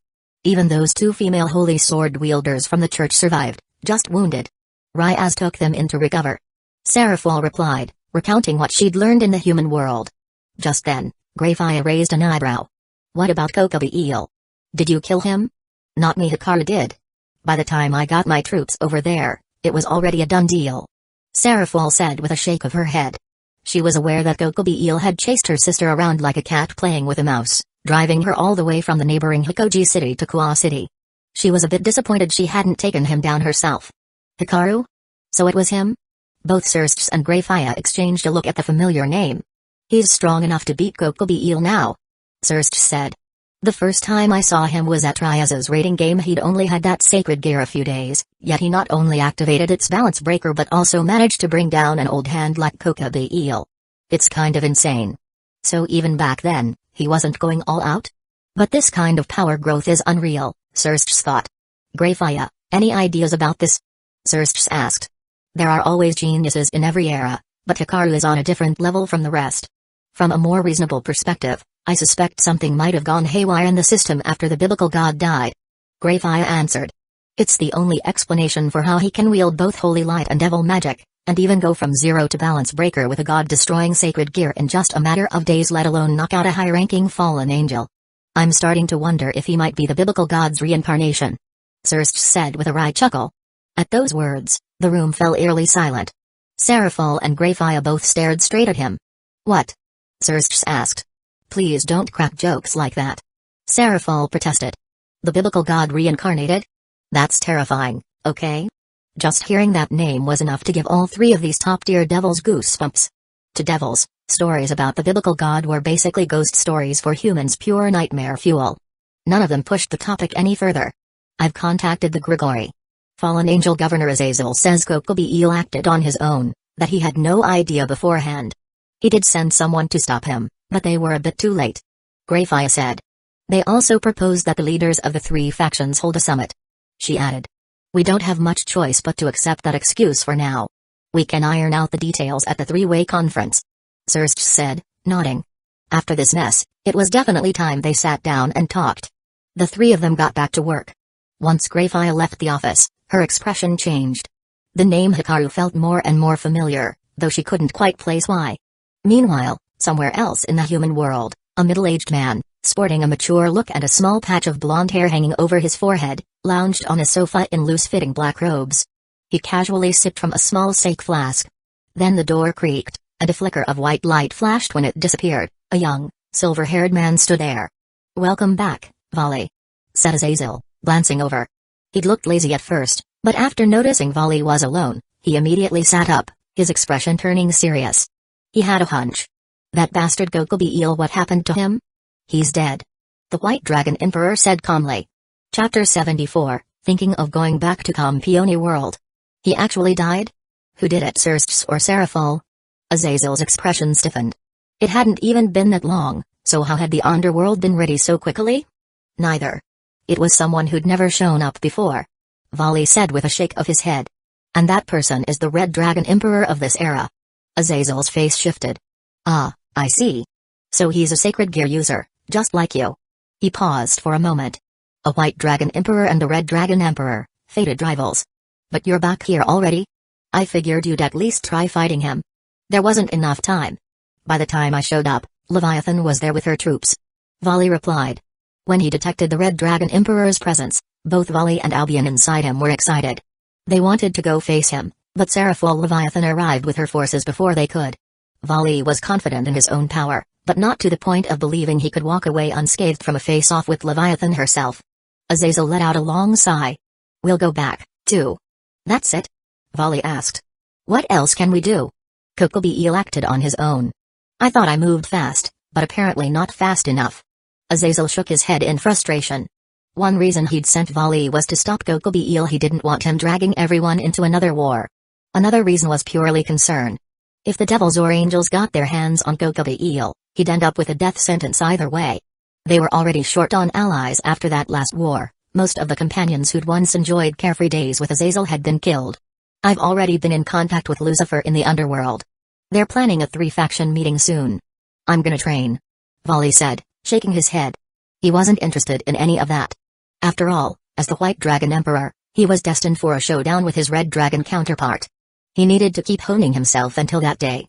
Because of the Kokobi eel incident, many different factions experienced a brief period of turbulence in the hidden world. Aside from the 3 main powers, there was also a ghoul organization involved, which soon emerged into the light. By combing through memories of captured ghouls, the devils quickly traced the information back to a big fish, the current chairman of the CCG Washa Tsuneyoshi, leader of the Human Dove organization, who turned out to be a ghoul as well. In fact, the entire Washa family were ghouls. This revelation shocked a lot of people. But once the investigation was done, things proceeded swiftly. Unlike the Tokyo Ghoul storyline that required 4 anime seasons to deal with the Washa family, here the devils only needed a high-ranked devil and an enforcement squad to wipe them out. The Washa family put up a token resistance before being annihilated. Meanwhile, a tip from Suna Saitri led to another group called the Replaced, which also came to light.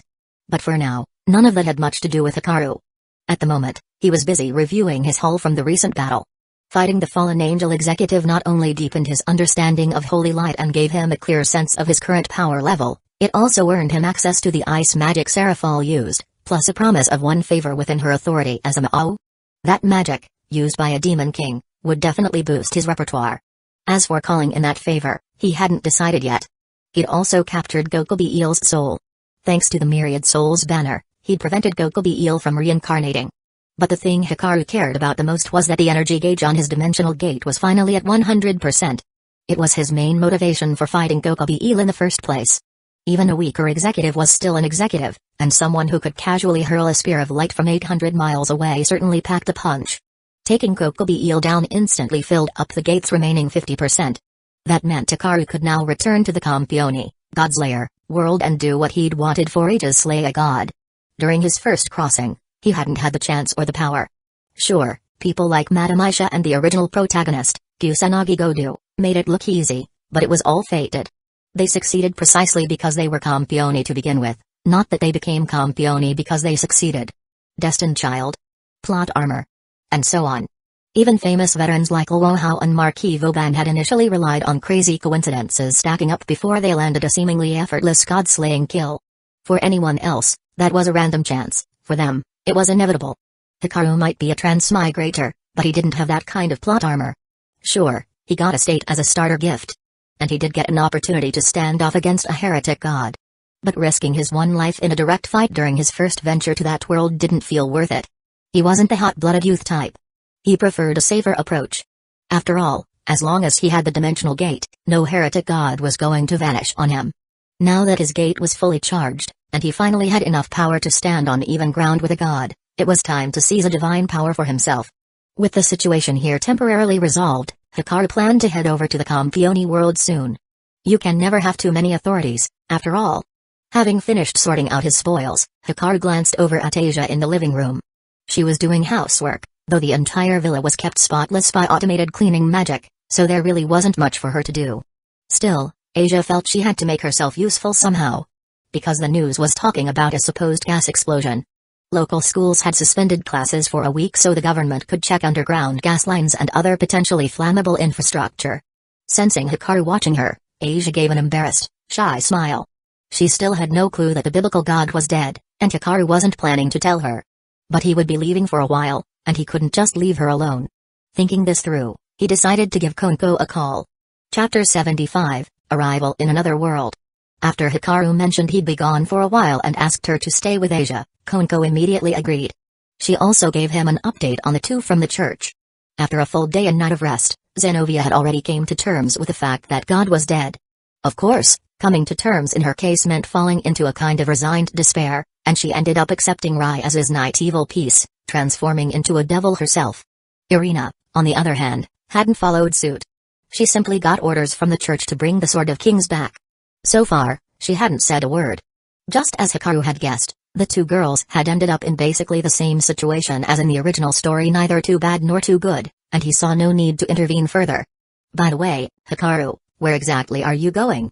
Konko asked over the phone. Somewhere challenging. If all goes well, I'll be back before too long. Hikaru replied. I'll skip school for now. Just have Ryaz grant me leave. If all goes well? That sounds dangerous. Konko said, her voice growing tense. Going well doesn't mean it's danger-free. It's just part of the process. I can't predict what'll happen along the way, but the outcome is already decided as far as I'm concerned. Even over the phone, Konko could sense his absolute confidence so strong it left no room for doubt. Hearing that familiar tone, she felt oddly reassured. After all that had happened so far, she trusted him completely. Should I tell the president? She asked.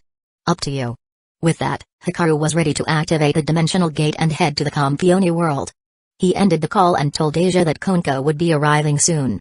The timid blonde nun didn't pepper him with questions, she just had one. Hikaru-sama, you'll come back, right?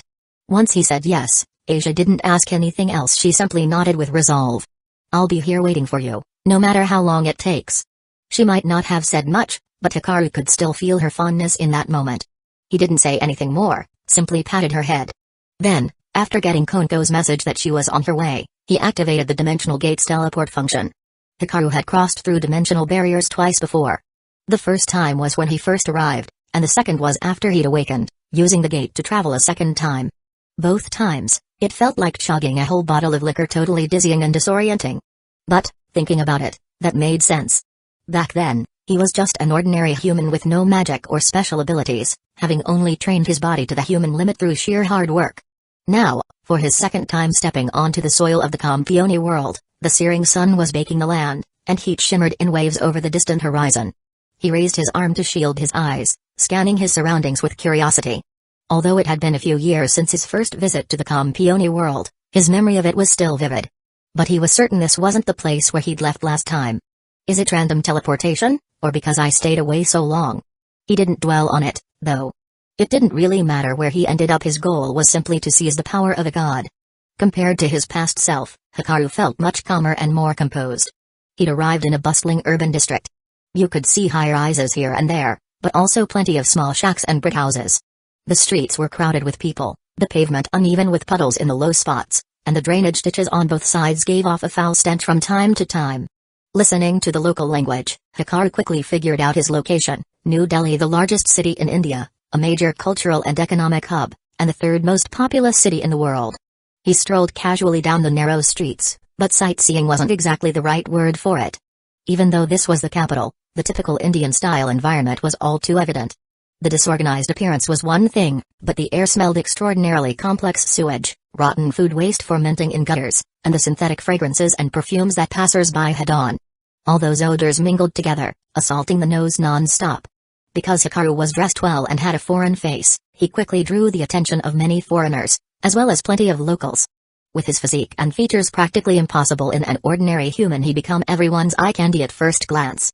Women stared openly at him, earning him the hostility of some local men. Yet aside from his looks, he projected a certain aura from his strength, which deterred most troublemakers. Before long, he made his way onto a tall tower, gazing down at the crowd like a sea of ants. Something bothered him. Did the gate send me here because there's something I need in this place? A heretic god? But when Hikaru spread out his senses, he picked up nothing. That meant one of two things: either there really was no heretic god here, or the god hadn't manifested yet. The former seemed more likely at present. After all, despite this world being known for stray gods, many people live their entire lives without ever once encountering one. And there was the ironclad rule that a heretic god does not appear to ordinary sight unless they choose to. If a heretic god wanted to stay hidden, it wouldn't matter if they showed up in front of your eyes, you still wouldn't notice. Most of the time, the gods that appeared were summoned by magic organizations or other campioni. Under normal circumstances, even a lifetime of searching might not lead a mage to see a heretic god once. Right now, Hikaru had two choices. One was to head directly to Sardinia in Italy, which was the site of the original battle between Virathagna and Melkart. The other was to hang around here and check out the area. Since he'd only just arrived, he decided to try his luck locally first. Chapter 76, Liliana Kranjkar. Evening came before he knew it. Although Hikaru was confident in his power enough to take on a heretic god head on, it was like trying to land a punch on thin air. If he couldn't find a god in the first place, there was no use in being so strong. Of course, if finding a god were really that easy, it wouldn't be him who found one first, but people like Marquis Vauban or Doni, the other campionas. They said Marquis Vauban was already over 300 years old. He'd killed his first god in his teens, so he had at least 3 centuries since then. Even counting the events of Volume 2's Campioni in the god realm, he'd only managed to kill 9 heretic gods in total. That averages out to one sighting of a heretic god about every 30 years, a rate so low it's almost absurd. Hikaru couldn't wait 30 years. If he still had no leads soon, he would simply go straight to Sardinia, Italy. After all, he had no idea how far along the plot was right now. If Kusanagi Godu, the original protagonist, went on to slay Virathagna with a stone tablet and become a campione in the usual way, it'd be a huge missed opportunity for Hikaru. Just as his patience was running out, he finally spotted a familiar figure along the Yamuna River. It was a silvery, dazzling vision, an undeniably beautiful young woman. Even among heavily photoshopped celebrities, her looks would be extraordinary. Her delicate, fairy-like features and slightly childish face gave off a serious but adorable vibe.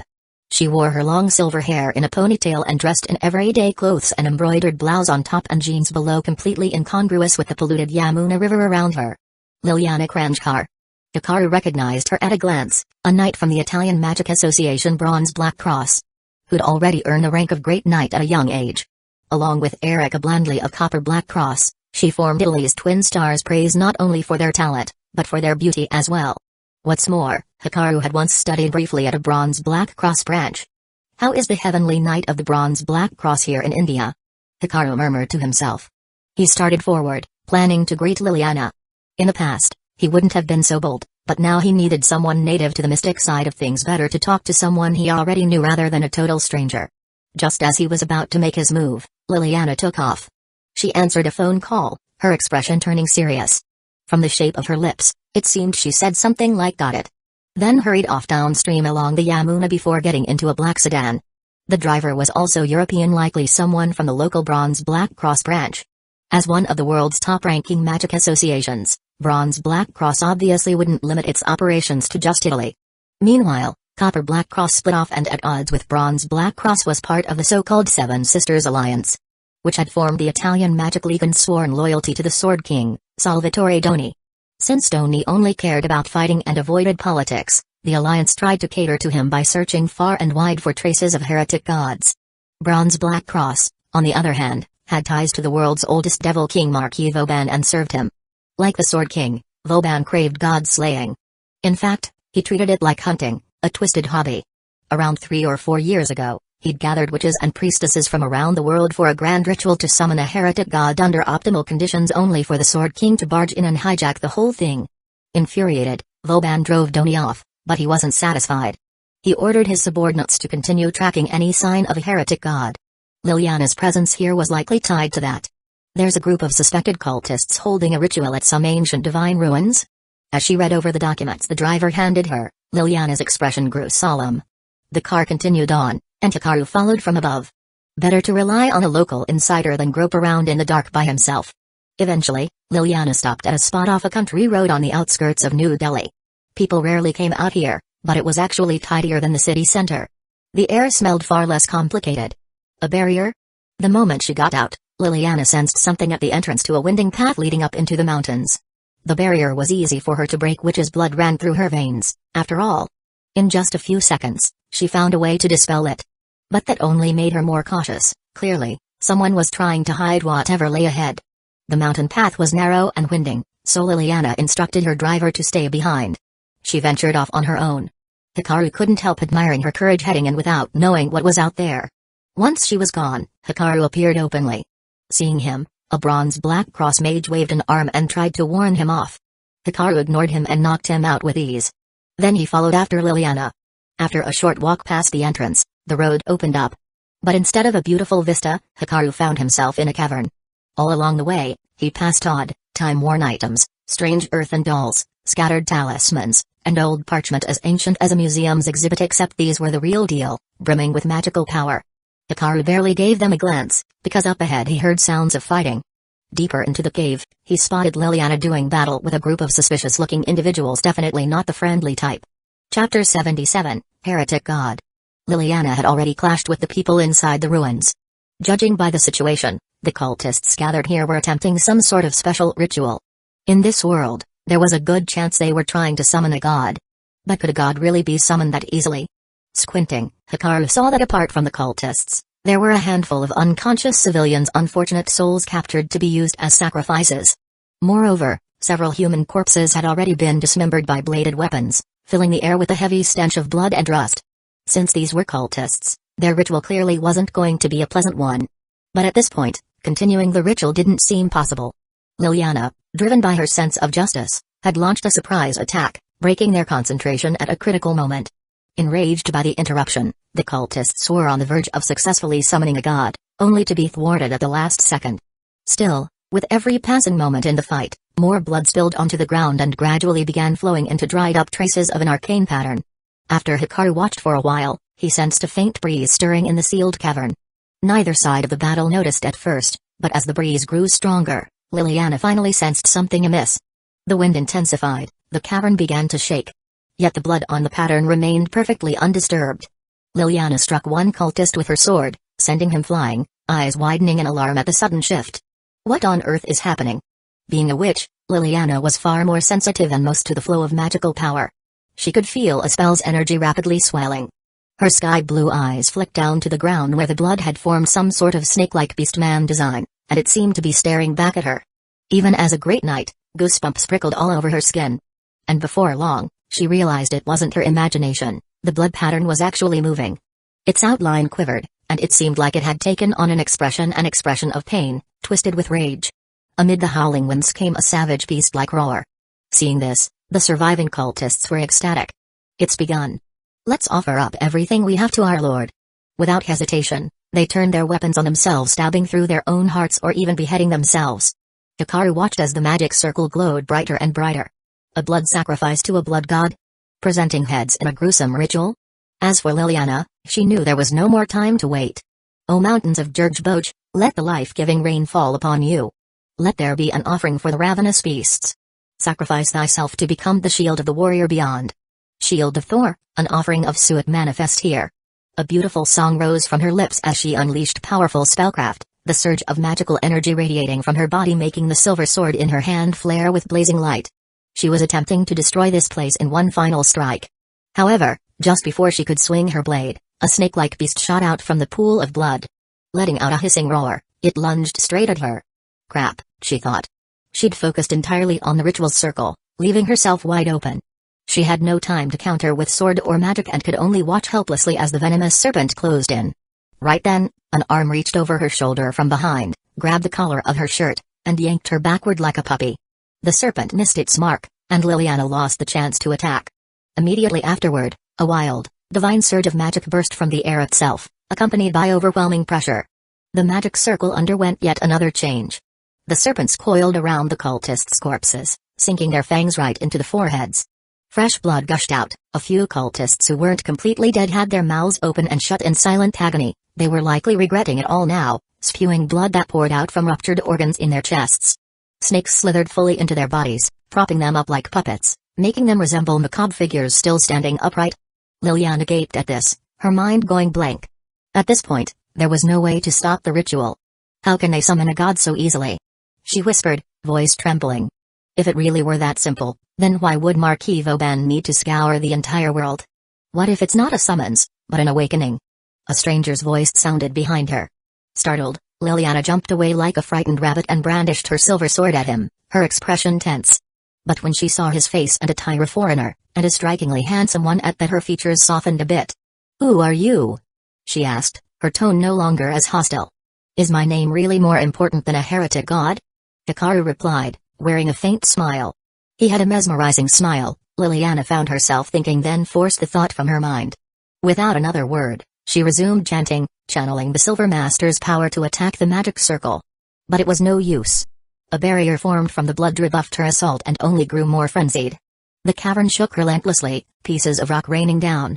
Tremors radiated out, rocking the mountains and warping the night sky. Outside, gusts whipped up huge storms. Raindrops, propelled by violent winds, hammered the ground with enough force to leave dents on car exteriors.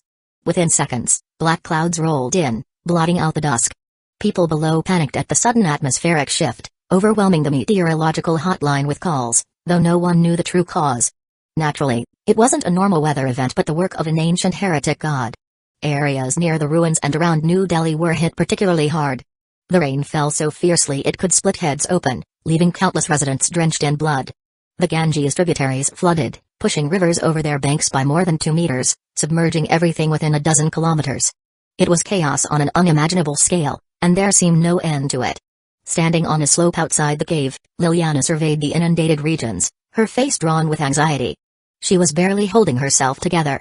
Is there anything that can stop it? After escaping the cave, she paced in agitation, muttering to herself. It's simple. Hikaru said. All we have to do is kill it.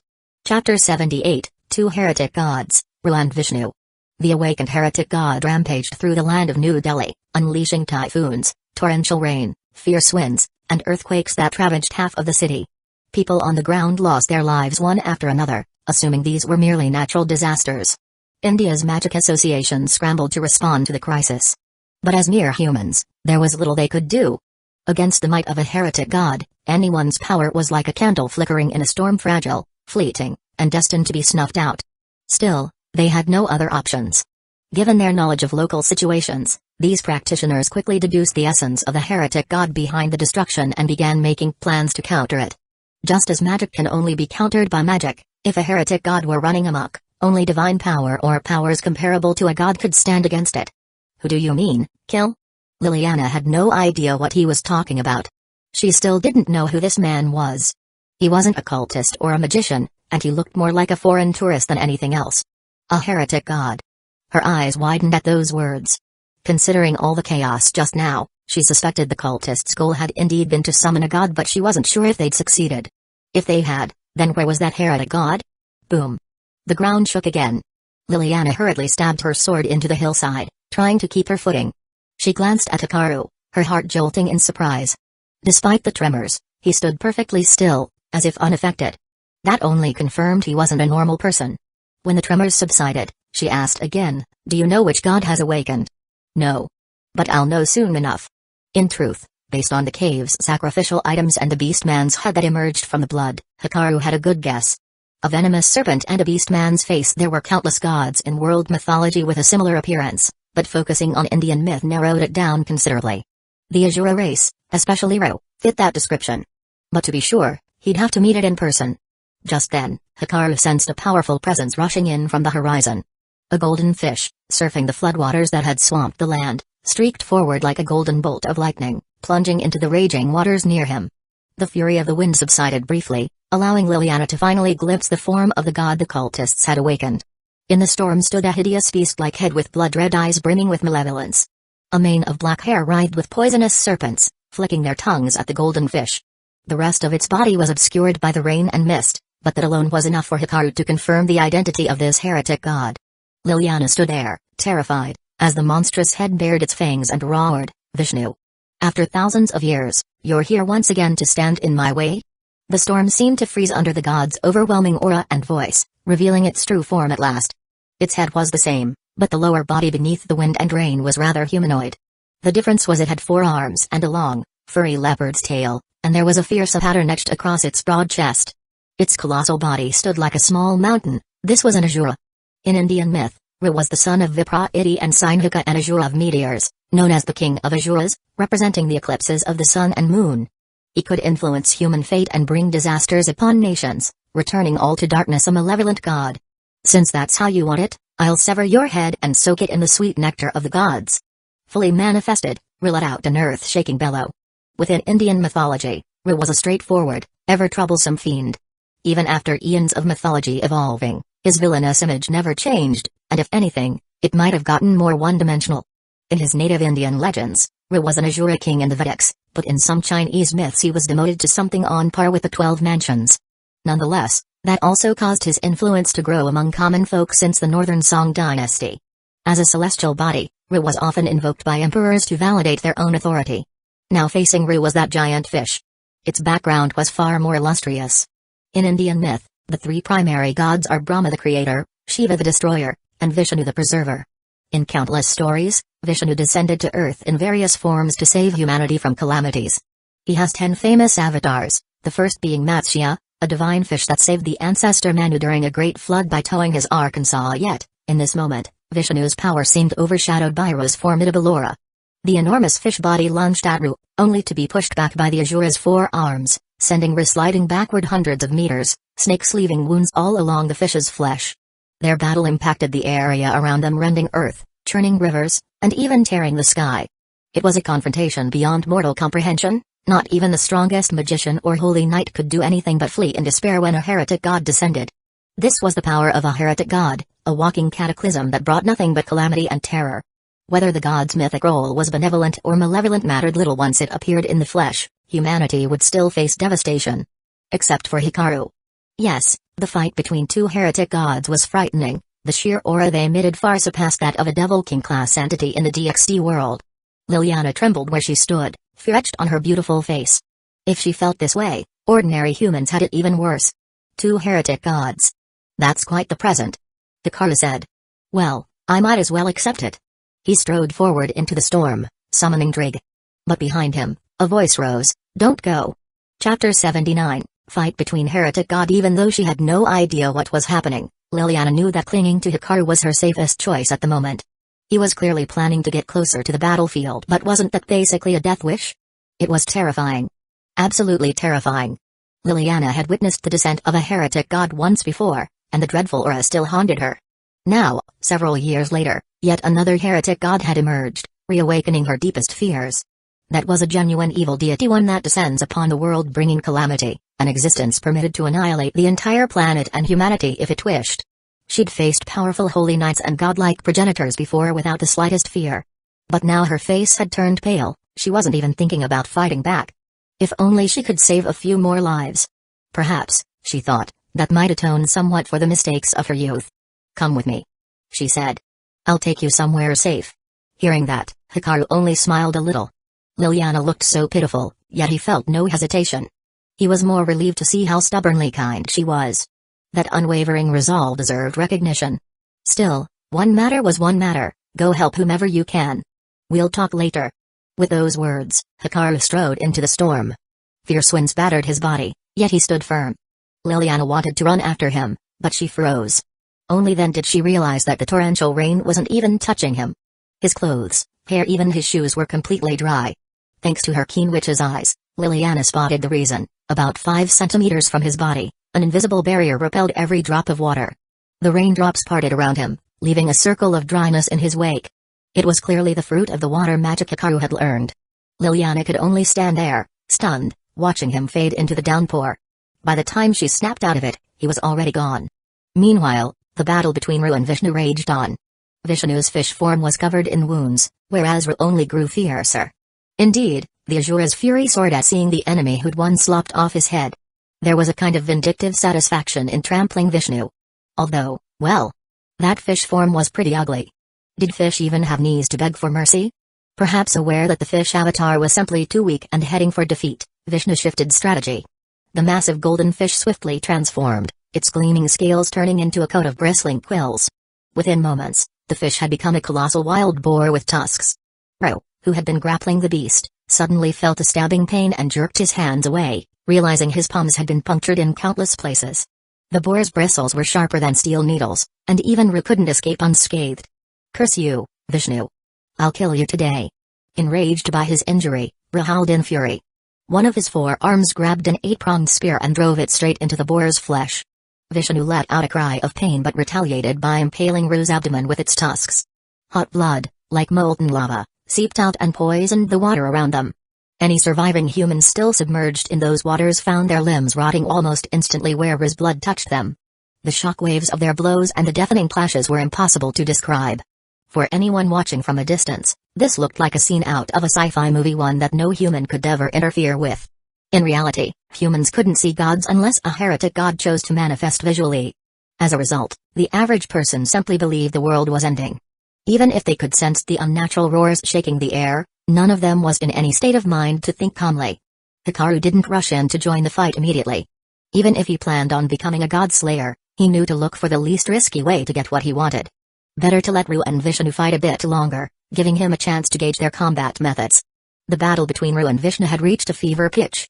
Earlier, the wind had been random and chaotic. Now, thanks to Ru's fury, it tore across the land like an endless explosion. Within that raging storm, Ru's body grew even larger. According to a story in the Durga Agama, Ru dwelt north of Mount Sumeru on the ocean floor, and his body exceeded the height of Mount Sumeru by 10,000 yojanas, reaching 28,000 yojanas. On the 15th day of the month, he would shift forms, and even the sea couldn't rise higher than his navel. Of course, as a heretic god, Ru couldn't possibly take on such a literal size, or the other heretic gods might as well give up. If he actually reached that mythical height, he could crush a planet with one hand. Here, Ru's growth stopped at around 3,000 meters. Vishnu's boar form also grew in response, balancing out the difference in size somewhat, but the battle was starting to tilt in Ru's favor. Hikaru found it a bit odd. Vishnu was supposed to be one of the top-tier gods of the Trimurti, with myths stating he could cross the universe in just 3 strides, capable of subduing demon kings and, in his Kalki avatar, arriving before the world's destruction on a white horse to restore cosmic order. Compared to that, Ru's origin seemed relatively unremarkable, a minor figure who stole divine nectar, got his head cut off, and then took revenge on the sun and moon. Yet here in reality, it was the opposite. Ru was holding his own against Vishnu's avatar. It was a fierce, evenly matched struggle, if not leaning slightly in Ru's favor.